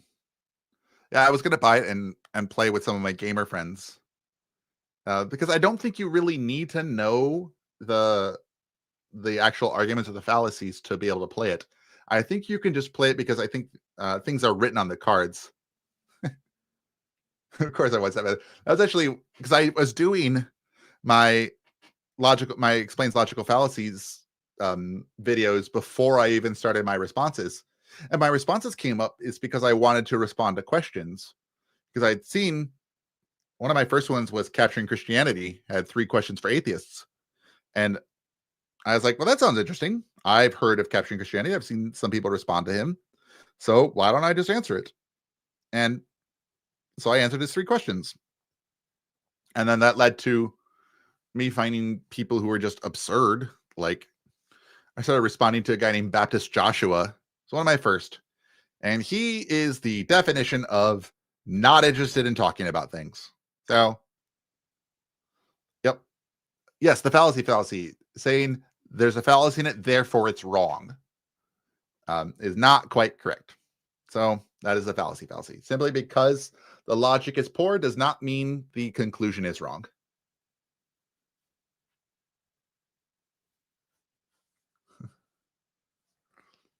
Yep. Thank you for clarifying that. It's a deconversion and not a reconversion. Yeah, no, that happens pretty regularly. Like you'll see people who get angry, but it's because you're challenging some deeply held ideas. And it's understandable that people are going to get emotional. These are emotional topics. And especially here in the United States, one thing we're taught is you don't talk about politics or religion.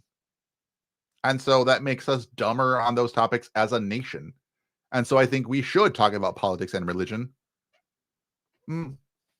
But we have to go into it with an open mind and as an honest interlocutor. Like, I know what I believe, and I know my beliefs are right because they're my beliefs. ... That's me being a little sardonic or something like that.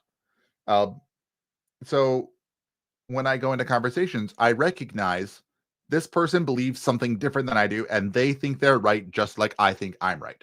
So let's see what's going to happen. Yep. Yeah, sometimes things just click. Heretical, and that's one of my favorite aspects of teaching. This is on that, but more about understanding is that when I'm working with a student, probably my favorite thing about teaching is when I'm working with a student and they don't get it. And so I explain it again and they don't get it. And I explain it a different way and they don't get it. And I explain a 4th way and they go, oh, I get it. Or I understand now. Thank you. And we just move on. That that moment that in their eyes you see they understand it. Oh, if I could bottle that up, I would. Oh, that's such a good feeling. That is an amazing feeling. Yep, exactly, purple. That's one of the things, and that's why these kinds of conversations are important. Is that you need to make sure that you are not incorrect, because people are going to have different viewpoints than you, and they're going to know something you don't. And so they might know something you don't about a specific topic, which changes your mind on things. Like, for example, I was playing Dungeons and Dragons. This would have been, gosh, I want to say 2012, 2013 or something like that. And I thought sex and gender were the same thing. I did. Um, and because they were so closely connected. And so I just thought they were interchangeable. Now, to be fair, in some instances, they're interchangeable, but those are very, very few now. At least at the time, I knew they were interchangeable. So I ended up, one of my friends who was playing D&D with me said they're not the same. And I went, no, they are the same. And I was so short. And so I was like, no, look it up. And I literally just turned to my computer and I pulled up basically dictionary.com and said, looked up sex and gender. And I saw they were very similar, but I noticed they were different. And I went, you're right. I was incorrect on that. They're different. They're close, so it's understandable why I was wrong, but they're not the same. And from that point on, I knew they were different. And it was because I talk about these things and that I was comfortable enough being wrong to state my opinion or to state what I thought I knew. And my mind was changed. And it took 2 minutes of looking words up. So that's all it took. And that's something that we need to go into all these conversations. When I say in my counterapologetics videos, go into these conversations honestly. There are no stupid questions if they're asked honestly. There are stupid questions, don't get me wrong. There are. I've asked them myself, but I do it because I'm trying to ask a stupid question. But if someone honestly wants to know something, I would never fault them for asking the question, not once, even if it seems like a basic thing. So, yeah, you're right. A fallacious argument doesn't make the conclusion wrong. I'll put that on screen for you guys. A fallacious argument doesn't make the conclusion wrong. It just means the faulty argument cannot be used to determine the truth of the conclusion. That is correct.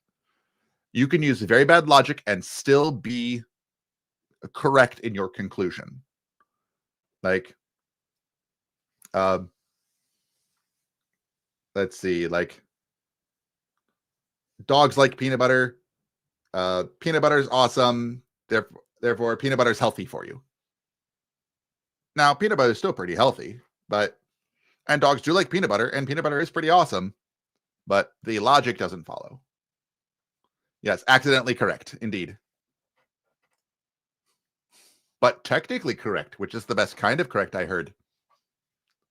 Batman logic, yes.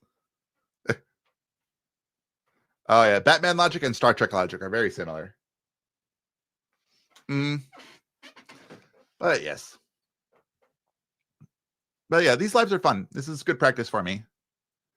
And we'll wait for a little bit Vic to come back. But yeah. So if logical fallacies are something you guys want to learn more about, I mean, I have videos on some of them. Like there's like 140 plus now. I don't know how many there are.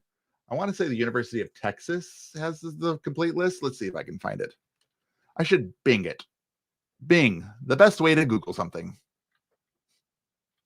Complete list of logical fallacies. Yeah, UTEP.edu. This is where I usually go. The master list of logical fallacies. Let's see if this one, how many this has. 146. Posting a link in the description or in the chat there. So if you guys want to look at all the logical fallacies, there's probably more, but let's see when this site was last updated. I don't know if it says. I don't know. And I'm not going to look too deeply into it.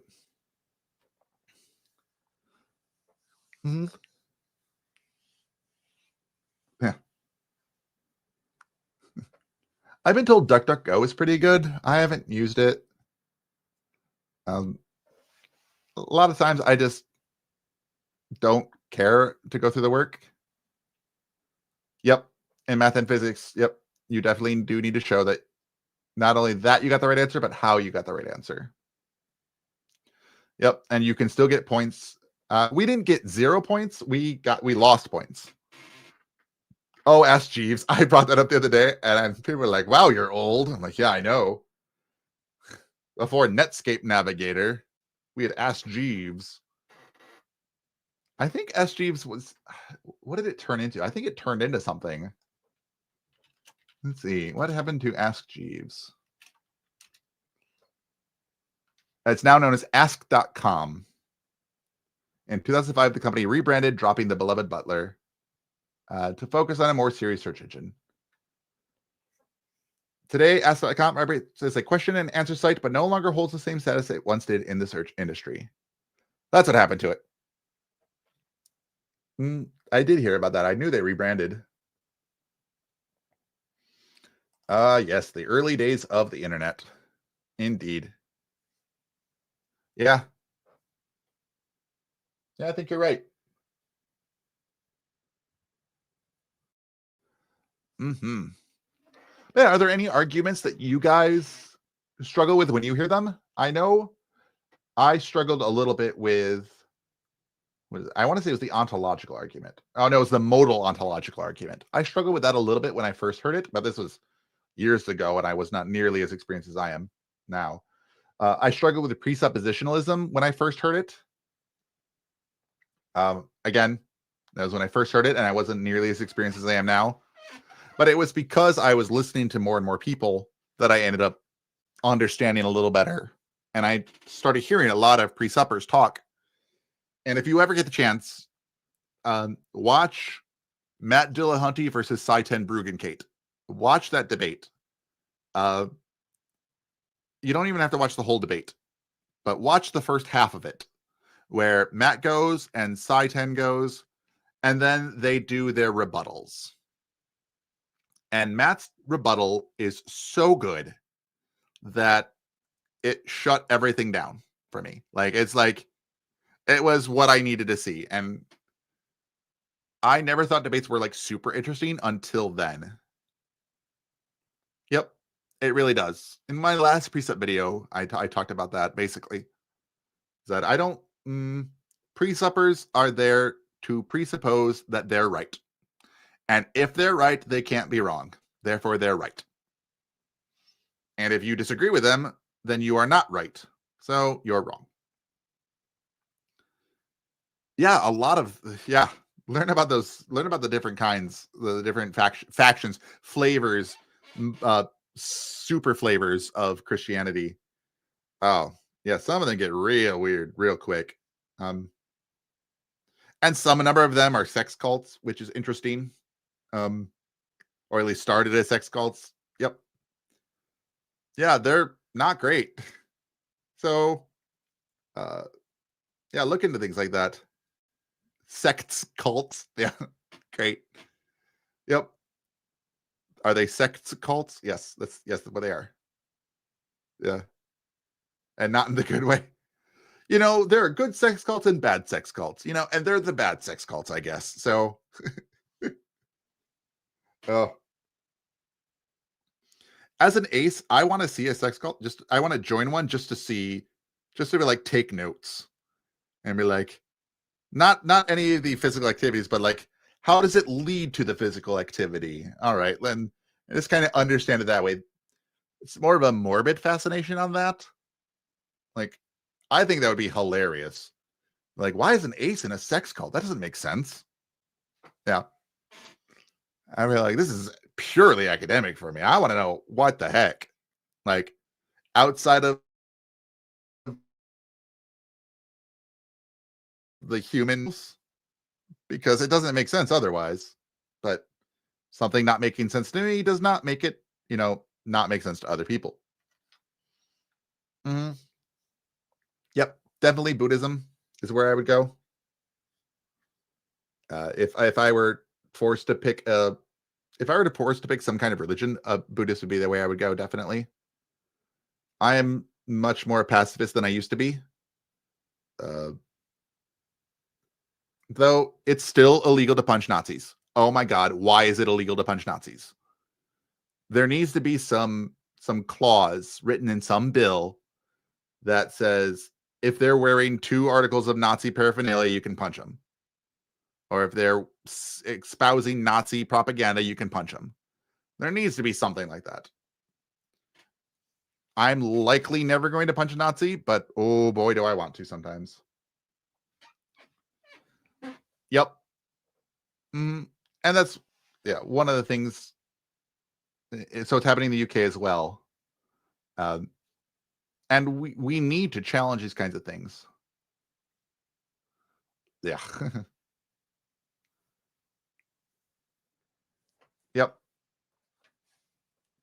So the idea of doing things because they're right. Yeah. I like that idea. Though that has to be weighed against the negative outcomes that could happen, because one could say Nazis need a punch in the face. And I would say that is a right action. However, you punch a Nazi in the face, you tend to go to jail. So, so you have to weigh that against, the right and wrongs, the positive and negatives. What is the cost-benefit analysis to punching a Nazi in the face? Not something I thought I'd ever have to talk about, especially in my lifetime. What the heck? I'm glad you guys in Europe have got that figured out, right? Right? I did hear that there was a far-right politician in the Netherlands who was becoming very Third Reichy, we'll call it. And apparently he was going to try to shut some things down if he didn't get his way. And then he got shut down and then left, which good. Although one of my students messaged me and said the Prime Minister of Japan is a bit far right. The new Prime Minister who was just elected, I don't remember her name. But the other candidate was even farther right. And that the candidate that got elected is just kind of stupid. But yeah.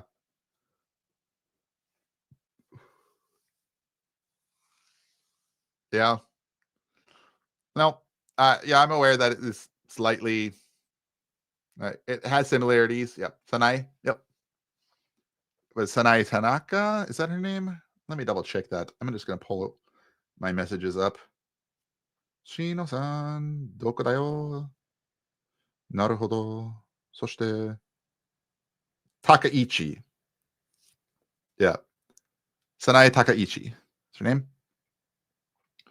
And fortunately, she says, I asked her if she thinks anything will change. And she says, in Japan, nothing would happen when the PM changed. That's exactly people want. And that's why the Liberal Democratic Party has remained in power for so long. As I told you before, Takaichi is far right, but the Liberal Democratic Party is currently a minority government and cannot adopt extreme policies. So likely nothing's going to change. Yeah. 10, are you in Japan now?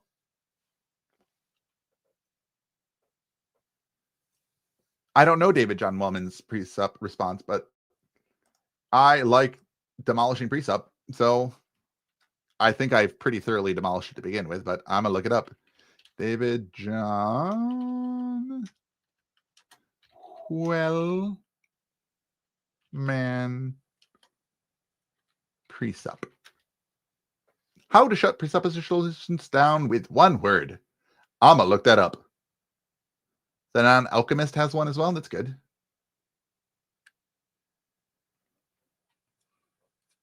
No, America. The Communist Party. You're right.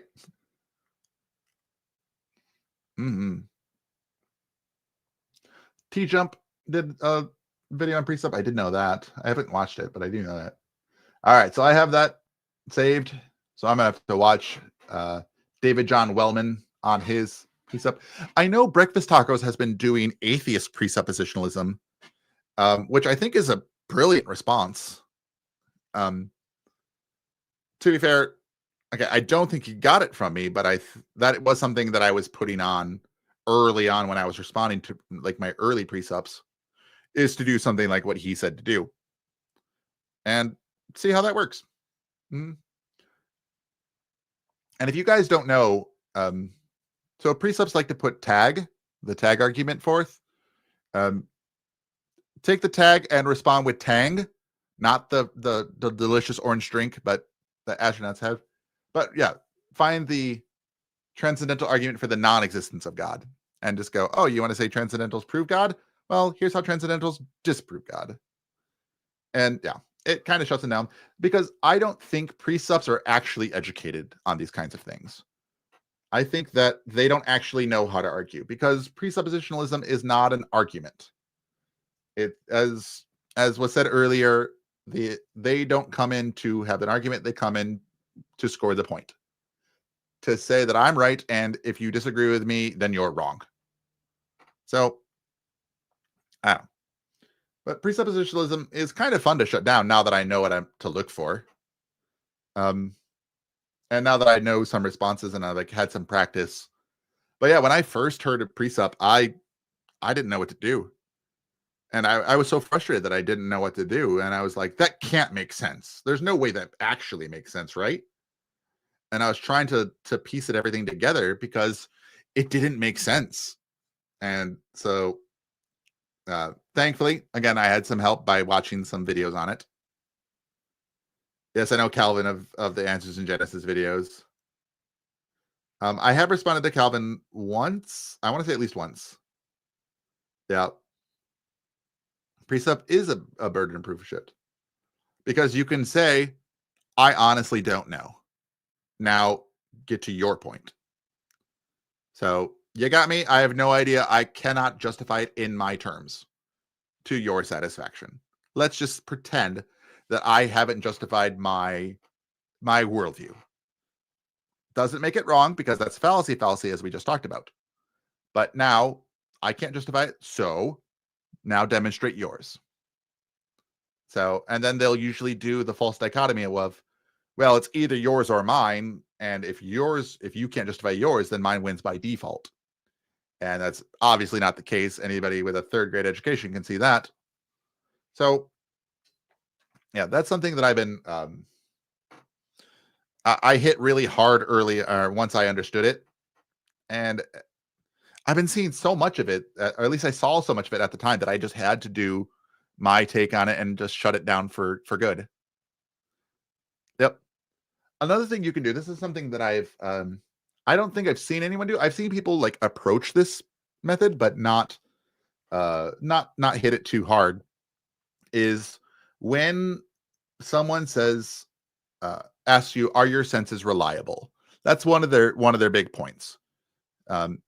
And well, we obviously know that our senses are not 100% reliable, and we never claim for them to be. It's like, well, if you can't trust your senses, then you have to trust something else, kind of thing. And they say, I know mine is right because I get it from God. And the response should be, how do you receive this information? And they'll say something like divine revelation. I see. By what method do you take in this information? And they have to go with some sort of senses, which I think is why the sensus divinatus came into play. But they had to take something in through their sense data, or to take some sense data in through their senses. And that's how they receive the revelation. They receive it into their brain as some sort of data. And I go, but sense data can't be trusted. You can't trust what you know, right? And then, yeah. So the idea is using their exact logic against them. And that's how you shut down presupposition. It's pretty much anything they say can be used against them in the exact same way. It's pretty bad. Yeah, a lot of how do you know that? A lot of Socratic method. If you keep the burden on them specifically, yeah. So a lot of times the burden will, they do want to shift the burden. Oh yes, the Kagito ergo sum. Yeah, I know Eric Hovind tried that. Um, I know a number of people have said, well, if you can't know anything 100%, then how can you know? That's a Cliff Connectley line too. Um, and so a lot of people, so when I've heard that a handful of times, if you can't know anything 100%, then you can't know anything. And I would say the degree to how confident I am in how I know it does not make it any more or less true. You can know something 100% and be 100% confident in it and still be wrong. So the amount that you know it, the percentage amount that you know that you're sure about it, has nothing to do with whether it's true or accurate. Mhm. Although there is one line that tripped me up a lot early on as well. I saw Aaron Ra talking to, I want to say it was Cliff Connectley. I'm not sure. It is, or maybe it was Frank Turek talking to Aaron Ra, and it was the uh, like, nothing is absolute. Are you absolutely sure about that kind of thing? And I got a little frustrated when I first heard that because again, there's no way that could have made sense. There's something wrong with it, and I knew it. I just couldn't put my finger on it. Yep. Mm. And so, if you're absolutely sure that you're not absolutely sure about anything, yeah, it's word games. So, and I could do a video on that, like a short video on how to respond to these kinds of things, if that's something that people are interested in. But I already do a lot of the arguments independently. So if someone wants to see something like specific arguments against it, then yeah. Let's see. Yep, you're right. Knowledge is not all or nothing. And it is confidence level. And even then, I have no problem saying I am 100% confident that I know this thing, because I was. Like when I talked about sex and gender being the same thing, I was 100% certain I was right. And I was wrong, which is fine because my mind can change and I'm open to that idea. And so it's okay to be 100% confident in something. And that's something I think that a lot of, like, in the philosophy circles, people try to dissuade. Like, I could be 100% confident that I'm correct about something. That's fine. Um, and if someone can show that I'm wrong, then they can show that I'm wrong and my mind will change. Uh, but if theists and apologists want to play these word games, especially with precept, that are you 100% certain? Then I don't see any reason why we couldn't say, yeah, I'm 100% certain about that. Now what? And see where they go. Because I would wager that they're counting on, in their script, you saying, well, I'm not 100% sure on that, so I could be wrong. But if you don't give them that, it shuts down their script. I would say, no, I can't be wrong. But if you want to try, you can try. And if for some reason I am, then my mind will change. Oh, sure. Yep. A lot of it can be that such a high confidence that it doesn't matter. Like oh, yep, I understand. Puppies, they have to. Every now and again, I'll scoop mine and snuggle him, and he hates it, but he's just too cute. So, um, but yeah, you're right. You're pretty much spot on there with uh the why I don't believe in God video. Is that there is a point where it might as well be 100.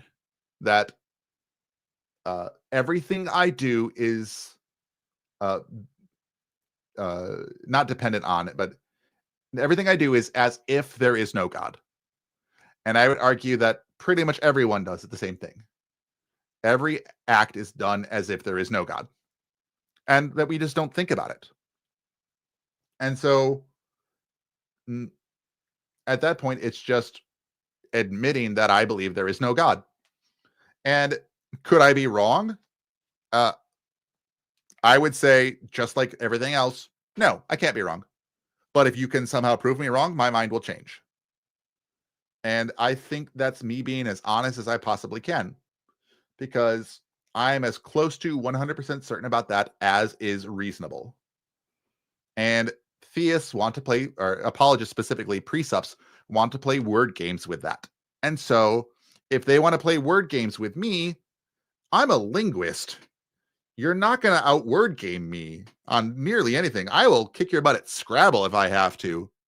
So there are words with friends. I don't know what game it is nowadays. But yeah, if you want to try to play these word games, I'll play your game and I'll beat you at it because I know I'm better at it. Um, and I'll get the audience on my side too if there's an audience because they'll see that I'm better at it and let them flounder when you don't follow their script because they have to go on as if you said that you can't be 100% certain because their argument relies on you not being 100% certain. So they go, well, then how do you know you're 100% certain? Or can you prove that? Yeah. Mhm. You knock them off their script and they can't do anything, which is why when you watch some of the phone calls with presuppositionalists, like, when they're on a script and you watch the hosts intentionally knock them off the script, which is tons of fun. And then you see them trying to get back onto the script when they fail. It's really good to see because it's the host doing I think it's the hosts at their best when they know that they're being railroaded and purposely get off the railroad. The railroading. Yep. Yep. I agree. Angel, that is exactly what I was getting at. And is what is the difference between a God who has no demonstrable, measurable effect on the universe and one that doesn't exist? They're identical. So, for all intents and purposes, they're identical. And we don't act on 100% knowledge. We don't wait until we have about 100% knowledge to make statements, even. So, if I breathe in water, I'm going to drown. Are you 100% certain about that? If I say no, suddenly I'm Aquaman? No. No. We have reasonable confidence enough to put it to 100%. So, I don't like this idea of, well, we have to hedge our bets because there's always this miraculous opportunity, chance that somehow there's something that's in your body that could have made it so you can process oxygen out of the water and you just didn't know it. Yeah. Hmm. Every keyword support. That's pretty funny. Purple. That's enjoyable. Well, yeah, and that's another thing, Steve. Hello, by the way. That's another way I do it too. Is that I will grant way more than anyone ever should, and I'll still show them why they're wrong. And like I'll grant, yes, a God exists. We don't know what it is. There's a being that's higher than us. I'll even say it created humans just for fun. I'll get you there. Now what? Now get me to your God. And they can't. It's a lot of fun to give them more than they could, more than that. You're giving them more than they bargained for. Exactly. Yep. Mm, yep. What is it? A thinking versus B thinking? Is that what it's purple? Where if you are 100% certain a predator isn't or is in the bushes, then you'll jump away from the bush. But if you're not 100% certain a predator isn't in the bushes, you'll jump away.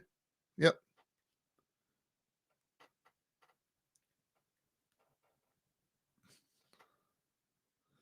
Yep. Well, that's fine. You guys seem to have mistaken me for someone way more popular than I really am. Now, I'm gonna look right now. First of all, I cannot tell you guys how much I appreciate all of you. You guys are all wonderful. Not that you're all wonderful people. Some of you might be jerks. I don't know you guys personally, but uh, you're all wonderful in this aspect. Let's see. I pushed the wrong button. I checked my weather, which is nice. It's good to know the weather, but yeah, I'm at 3,732 subscribers as of my most recent update. So, I mean, the fact that there's 10 people here, first of all, thank you. You guys are great. Yeah, Dirt Fixer. Hey, welcome back, Dirt Fixer. Total jerk. You might be. I don't know. Kind of. Well, you are what you eat, I guess. So that is a fun statement that people don't use enough. When people say, "Oh man, you're a dick," and you go, "Well, you are what you eat, I guess," and then you move on with life because it forces them to like, "Wait, what?" Oh God, I love doing that. Hmm. Yep. So I have under 4,000 subscribers right now, and uh, just for some fun, do we eat hot dogs? We might. I'm more of a bratwurst kind of guy, like cheddar wurst. I was talking about it earlier. You're not that kind of allosexual. Okay, I'm not here to judge you. So you do what you want. Again, what a man and a woman and another man and a donkey do to a midget behind closed doors is none of my business. Uh, I get it. Hmm. I'm like this. I'm actually probably nicer in person. I smile a lot when I talk to people. Um, I'm I like to be super helpful. I love helping people. Like if they need something, I'm right there. Um, like I said, answering questions. Anything that helps people, I love it. I'm very much about helping people accomplish their goals. Like if they need something, what can I do? That's really what it is. I ask, what do you need me to do? Otherwise, I'm big and in the way. Okay, it's your business. Oh, okay, I'm sorry. I didn't know that you were into what is it? The donkey didn't have fully informed consent. Okay. The donkey signed a waiver from last I heard, but I don't know for sure. I wasn't there. Yeah. It might be a Lovecraftian horror. Oh, yeah. The linguistic aspect of it, the fact that we still use goodbye. Yeah, because it means God be with you or something like that. God be with you. Yeah, those kinds of arguments. Oh, just the worst. Um, Presuppositionalism probably makes my eye roll the hardest. Um, that's probably one of them. You're going against the Bible. That's one of them. The Bible says this. Yeah, that goes. It's very much why should I care? Um, yeah, those ones would probably be the ones that make me eye roll. I mean, yeah, the ontological argument, the modal ontological argument, same thing. Hmm. Oh yeah. Oh yeah. The what year is it? That's a good one. Oh god, I hate that one so much. Because then you ask, what year was Jesus born, and what year did he die? And then if they say 0 and 33, well, first of all, that's wrong because Mr. Jesus was supposedly born in when King Herod was around, and King Herod died in what 4 BCE, and then if he was executed between 30 and 33 CE, then um, we don't start at 30 to 33 CE. Yeah. Mm, yeah. I also bring up the other calendars, the Jewish calendar specifically is one I normally bring up. Uh, um, Planet Peterson has started saying, "Oh, you're false god," when people say it to him, which I think is pretty interesting. I mean, it's a little antagonistic. Um,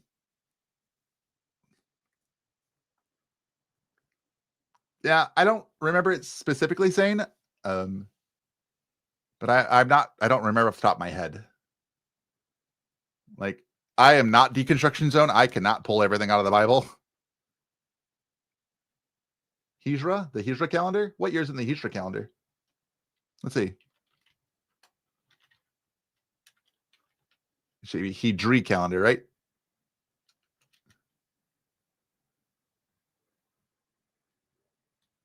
Is it 1447 in the Hijri calendar? It will be 1447, I think, in the Hijri calendar. All my glob is one I know Forrest Balkai uses quite a bit.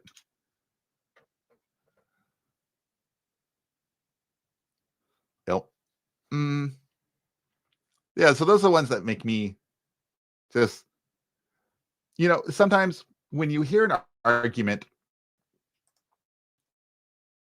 when I hear an argument from someone, there's sometimes where I just go, "Oh, you have no idea what you're talking about, do you?" And that's one thing that I'm trying to work with, uh, not internally. I'm a going to think that internally, but I want to take it X some of the arguments and the position against it in a way that I would agree with it. Is that something that you can do? And because normally people, especially theists, live in their echo chambers. I'm roboting. I'm very sorry about that. I don't know how to fix that. Let me try.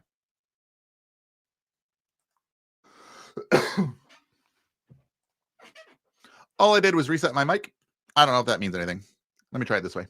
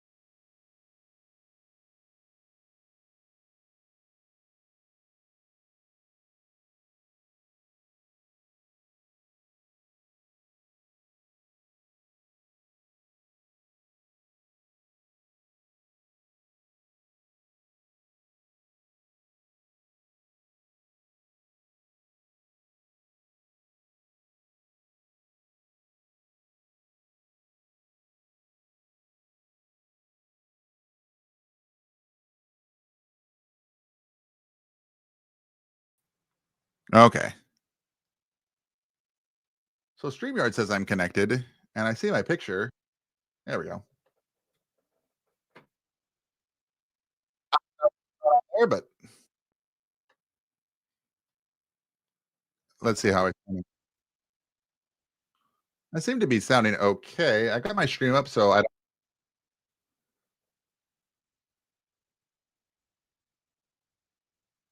I'm a little echoey, it sounds like, but I'm not 100% certain.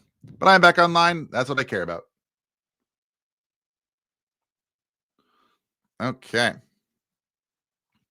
You'd think I'd do this professionally or something, but no. Okay, good.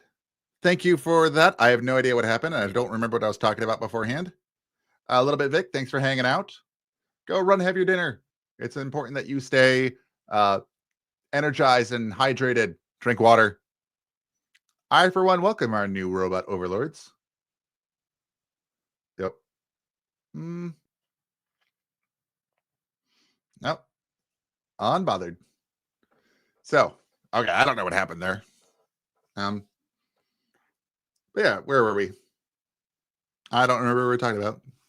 Talking about pre-sup and arguments that make us shudder, cringe, whatever, because of how bad they are. I don't know. But yes. So, no theists. I'm not popular enough for theists to come in. It looks like we had 2 theists show up. One of them was Otangelo, and he's not getting on here. Has anybody else actually had an encounter with Otangelo, directly, not from listening through something? But I had a discussion. I'll call it a discussion. Oh yes. Yeah, I had a discussion with Otangelo. We were in the same Facebook debate group a number of years ago, And I got so upset at him, not through my writing, but the fact that he was just ignoring everything I said, and he was just nuh-ing what I said because it countered what he thought. So I plead the fifth. 10. You will not get any information out of me. Uh, but I was so upset at him at one part of the conversation that I stopped and I loaded up his calls to the atheist experience and watched him get smacked down so hard. So I'd be like, yes, I was so bad because he was just so frustrating to me at the time because he wasn't listening. And I didn't have I didn't have the same emotional intelligence I do now, but I also didn't have the same experience that I have now to know to go, okay, this guy's not listening. I see that. And now I'm not going to respond to every single point because he's not listening anyway. So, yes, ontological is pretty bad. We were just talking about the ontological and the modal ontological. Like I said, I struggled a little bit with the modal ontological argument when I first heard it. But again, this was years ago. Yeah. So, and how the words we use don't prove that we believe in a God. Yep. Purple, we were just talking about that with precepts. That precepts get stuck on a script and they want you on their script. And so I have no problem pushing them off the script, pushing the conversation off the script and forcing them to kind of confront what I'm saying rather than following their own script. Because if they want to say, well, you can't be sure about that, I go, I'm 100% sure. And then they're counting on me not being 100% sure. And because that's the common response, because a lot of people will hedge. And I would say arguably, rightfully hedge. But I don't need to do that when I'm talking to a precept. Because for all intents and purposes, I am 100% certain on what I'm talking about. Nope, that's quite all right. Get your chores done, man. There's no... I'm less important than getting stuff cleaned. So, I mean, by all means, do what you need to do. I'm going to try to stand for about another... I'm going to try to go for 17 more minutes, and then I'll be at 4 hours, which is a long stream for me. Considering it's my second stream, I'm just enjoying talking with you guys. This is a lot of fun. And that you guys are here for me. I'm like a celebrity. Oh my gosh. No photos, please. Yep. How many of you have seen my real face? Have seen what I look like? I'm now curious about that. Because I know I was on Godless Granny's channel. Just because I get nothing done today. Do it. Fine. Look, a distraction. Yeah. I know I was on Godless Granny's channel. I think my Discord avatar has my real face, but that's real small. I don't remember I wasn't my real face on Scarlett's channel. I wasn't on Modern Atheism channel. I am on my channel. There's a couple of videos. If you go really far back and look at some of my magic, I've got my face in a couple of those. Oh, on Greg Kokel's tactics? Yes, a lot of them are a little more subtle. Like Greg Kokel's tactics is a very general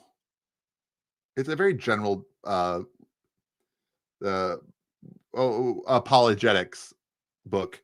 And so when you see someone using something that could be from it, you're not sure if it was that the book that they got it from tactics or that tactics got it from the generalized tactic that they're using. Now Greg Kokel's tactics, I was thinking about, it's because of that book that I don't like to call what I'm doing tactics. Like, here's a tactic you can use when someone says this word. Well, it's technically true. It is a tactic. I don't like to use that term because it sounds like something like an apologist. It sounds like you're running on a script. And so I like to give a little more generalized advice. And like when I did my video responding to Alyssa Childs, is that stuff was the educational part of that was, here are some things you can do to respond. Here are some ideas. And I believe I said that these ideas aren't going to work for everybody and they might not suit you. So it might be worth, finding what does work and going that way. Sorry, I hear something. Give me a second here.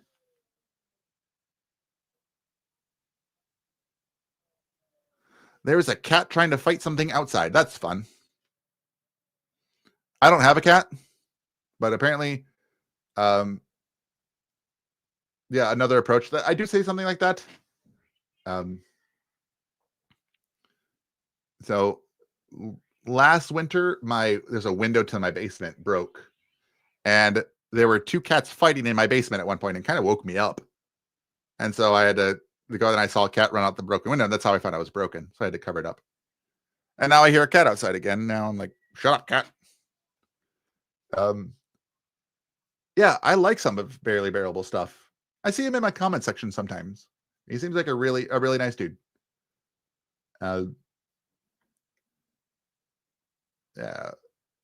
Yeah, I considered doing something like a book review. I think it would be, I don't know if I could do books better than some of the other YouTube atheists. I know I loved Logic's cover of Christ Righteous's books. Oh, they're so good.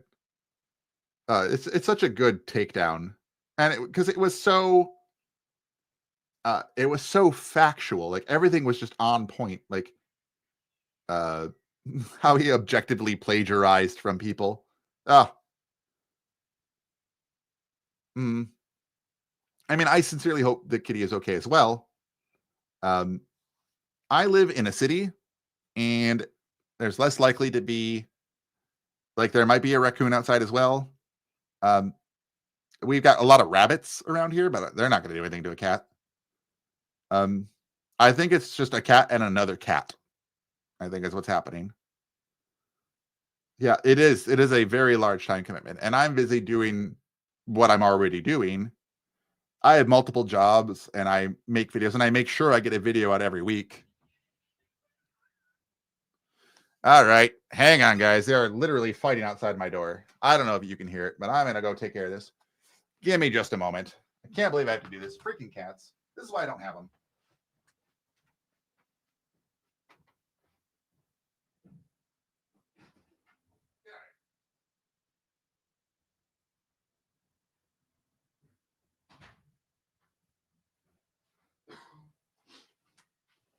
Okay, I'm sitting back down. Give me a second to get my headphones back on.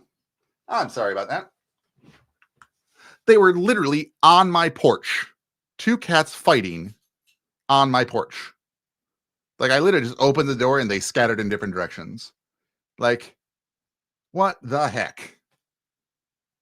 Now, I know, so one of my last roommates had a cat, had two of them. And I know one of them got out once and made friends. And there was a cat that would come to my porch like nightly to look for this cat. And so it got annoying. But eventually it left, and then the roommate left. And so no cats. And I haven't had a cat in this house in more than a year. But every now and again, there's a cat outside. And they don't normally fight outside, but specifically on my porch. Like, that is strange. Okay. Anyway, I'm back. So, no, I understand. I want cats to be safe. I'm not a cat person myself. I am more tolerant than I am. I don't dislike cats. They love me because I radiate a lot of heat. So I'll go to my friend's house.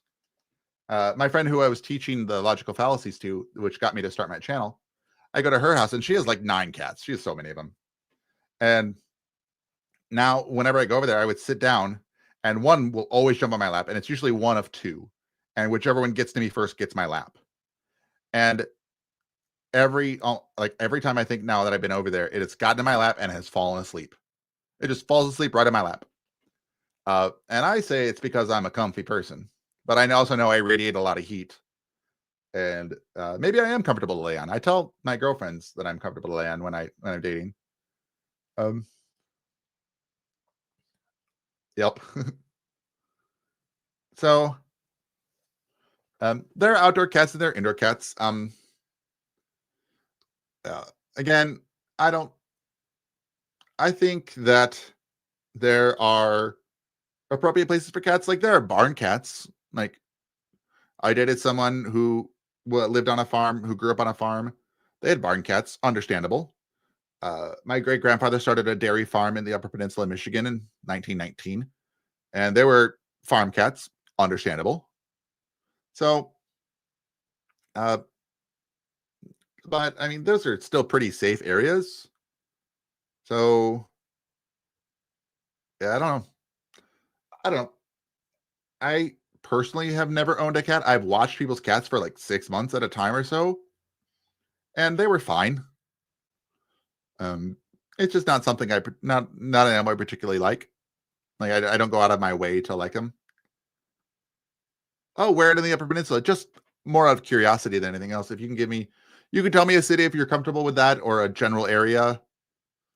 Because I'll tell you that the dairy farm was started in Norway, Michigan. So right by Iron Mountain, in between Iron Mountain and Escanaba. Mm, yeah. So this was not what I was actually expecting would happen when I made a live titled "Atheist, Your God Does Not Exist. Come prove me wrong." But small channel theists, why would they care?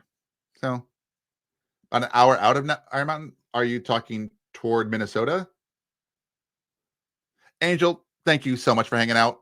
And as always, I do appreciate you. I appreciate you in the Discord. You're a patron. I super appreciate that every little bit. And I'll be in the Netherlands next month. Um, and I don't know what I'm going to be doing 100%, but I'll be in the Netherlands. Just kind of a fun thing in Herenveen.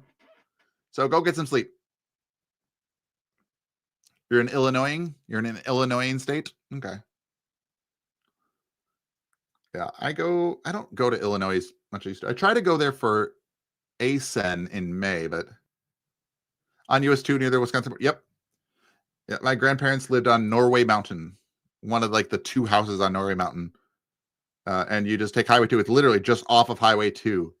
It's you drive down Highway 2 till you hit Vulcan, Norway, and then you turn north on the mountain, and you're on the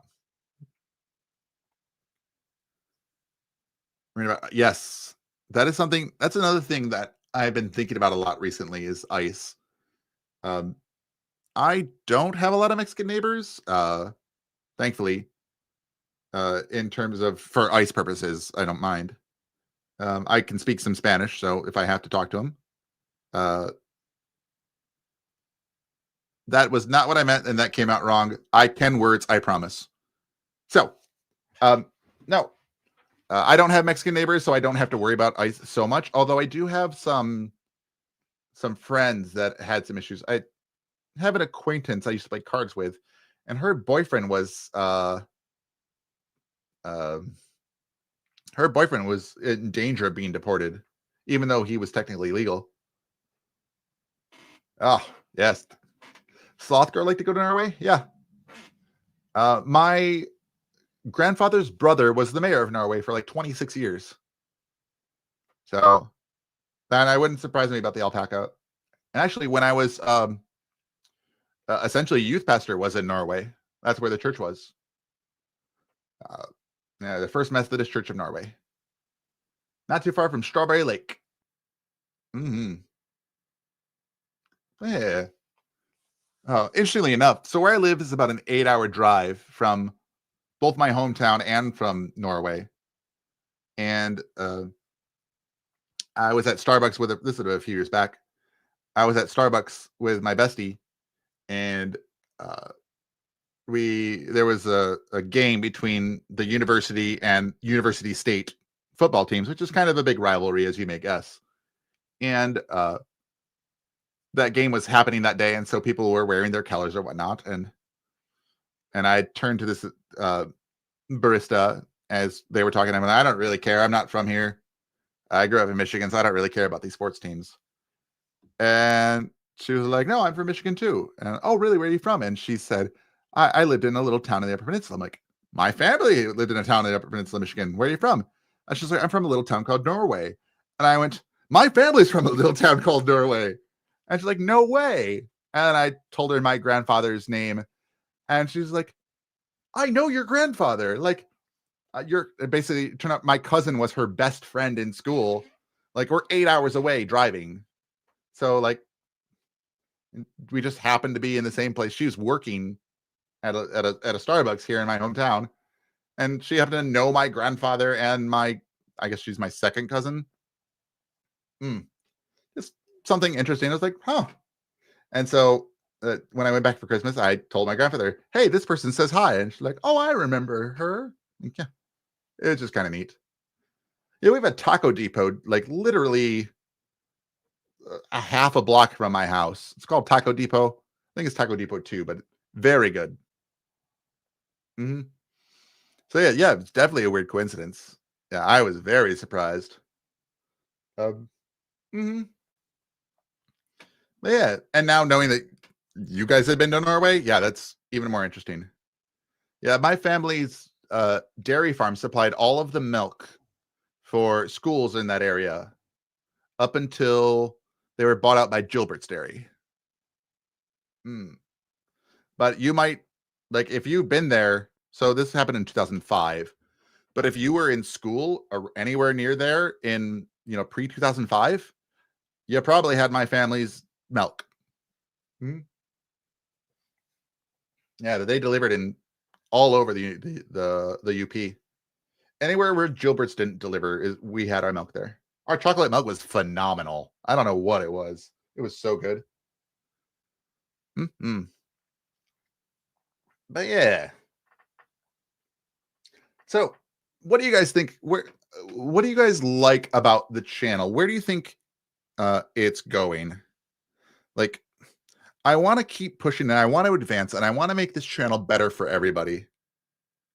Yep. If you finished high school in the UP in 82, yeah, you might have had my family's milk because they were also at grocery stores and things like that. Anything that wasn't Gilbert's Dairy, yeah. hmm hmm And it's got my last name on it. So, well, I'm not going to give it away. If you were from there, you would probably know it. And if you know it, you're free to put it in. Uh, but I'm not going to say my last name on stream just because. Not that you can't search "man named Dark living in United States" and find me, but um, yeah. So I'm looking at yeah. Nope, that's okay. If you go to your storage and find it because it's literally my last name, Dairy. If you find it, I would love to see it. I have an old milk bottle that when the farm was bought out, one of the things we have the old glass milk bottles that would have been left on doorsteps, and the cardboardy tabs that they used to close it with or keep it closed. Yeah, I've got some of those. It's just kind of interesting. But anyway, so what would you guys like to see more of on the channel or less of on the channel? What direction would you like this channel to go? Because I'm looking to push this farther and farther and get more and more viewers and get more and more subscribers and help more and more people and do more and more with it. Because right now I put out one video a week, which is about what I have time for. But now I'm going to try to do lives as well, which is something I got to find more time for. So I want to know your guys' thoughts. So I'm going to bounce out of here in about 30 seconds, or a little more than 30 seconds. But if you guys have any thoughts, comments, I love feedback. I take all my feedback very seriously because I want to be better and I want to be a better teacher and I want to be a better educator and I want to reach as many people as I can. So think about that, guys, because what can I do better for you guys? But anyway, if you guys are up for it, join the Discord. I super appreciate you guys just hanging out with me today and all the comments you guys leave on my videos, just watching my videos, enjoying the little bonuses they put at the end, which are a lot of fun to just come up with. Um, yes, Dirt, please do. I do appreciate you. Um, so at any rate, guys, thank you guys so much for hanging out with me. Yes, I will keep. Yeah, that's kind of my thing. I keep being logical and not being combative because again, you can be passive or you can be aggressive. You can't be both. Uh, yep, I understand. It's way worse, and I want to make it because these people aren't stupid. So don't treat them like they're stupid. So, okay, I'm gonna bounce out of here. I'm already about a minute over. Thank you guys so much for hanging out with me today, and I will talk to you guys soon.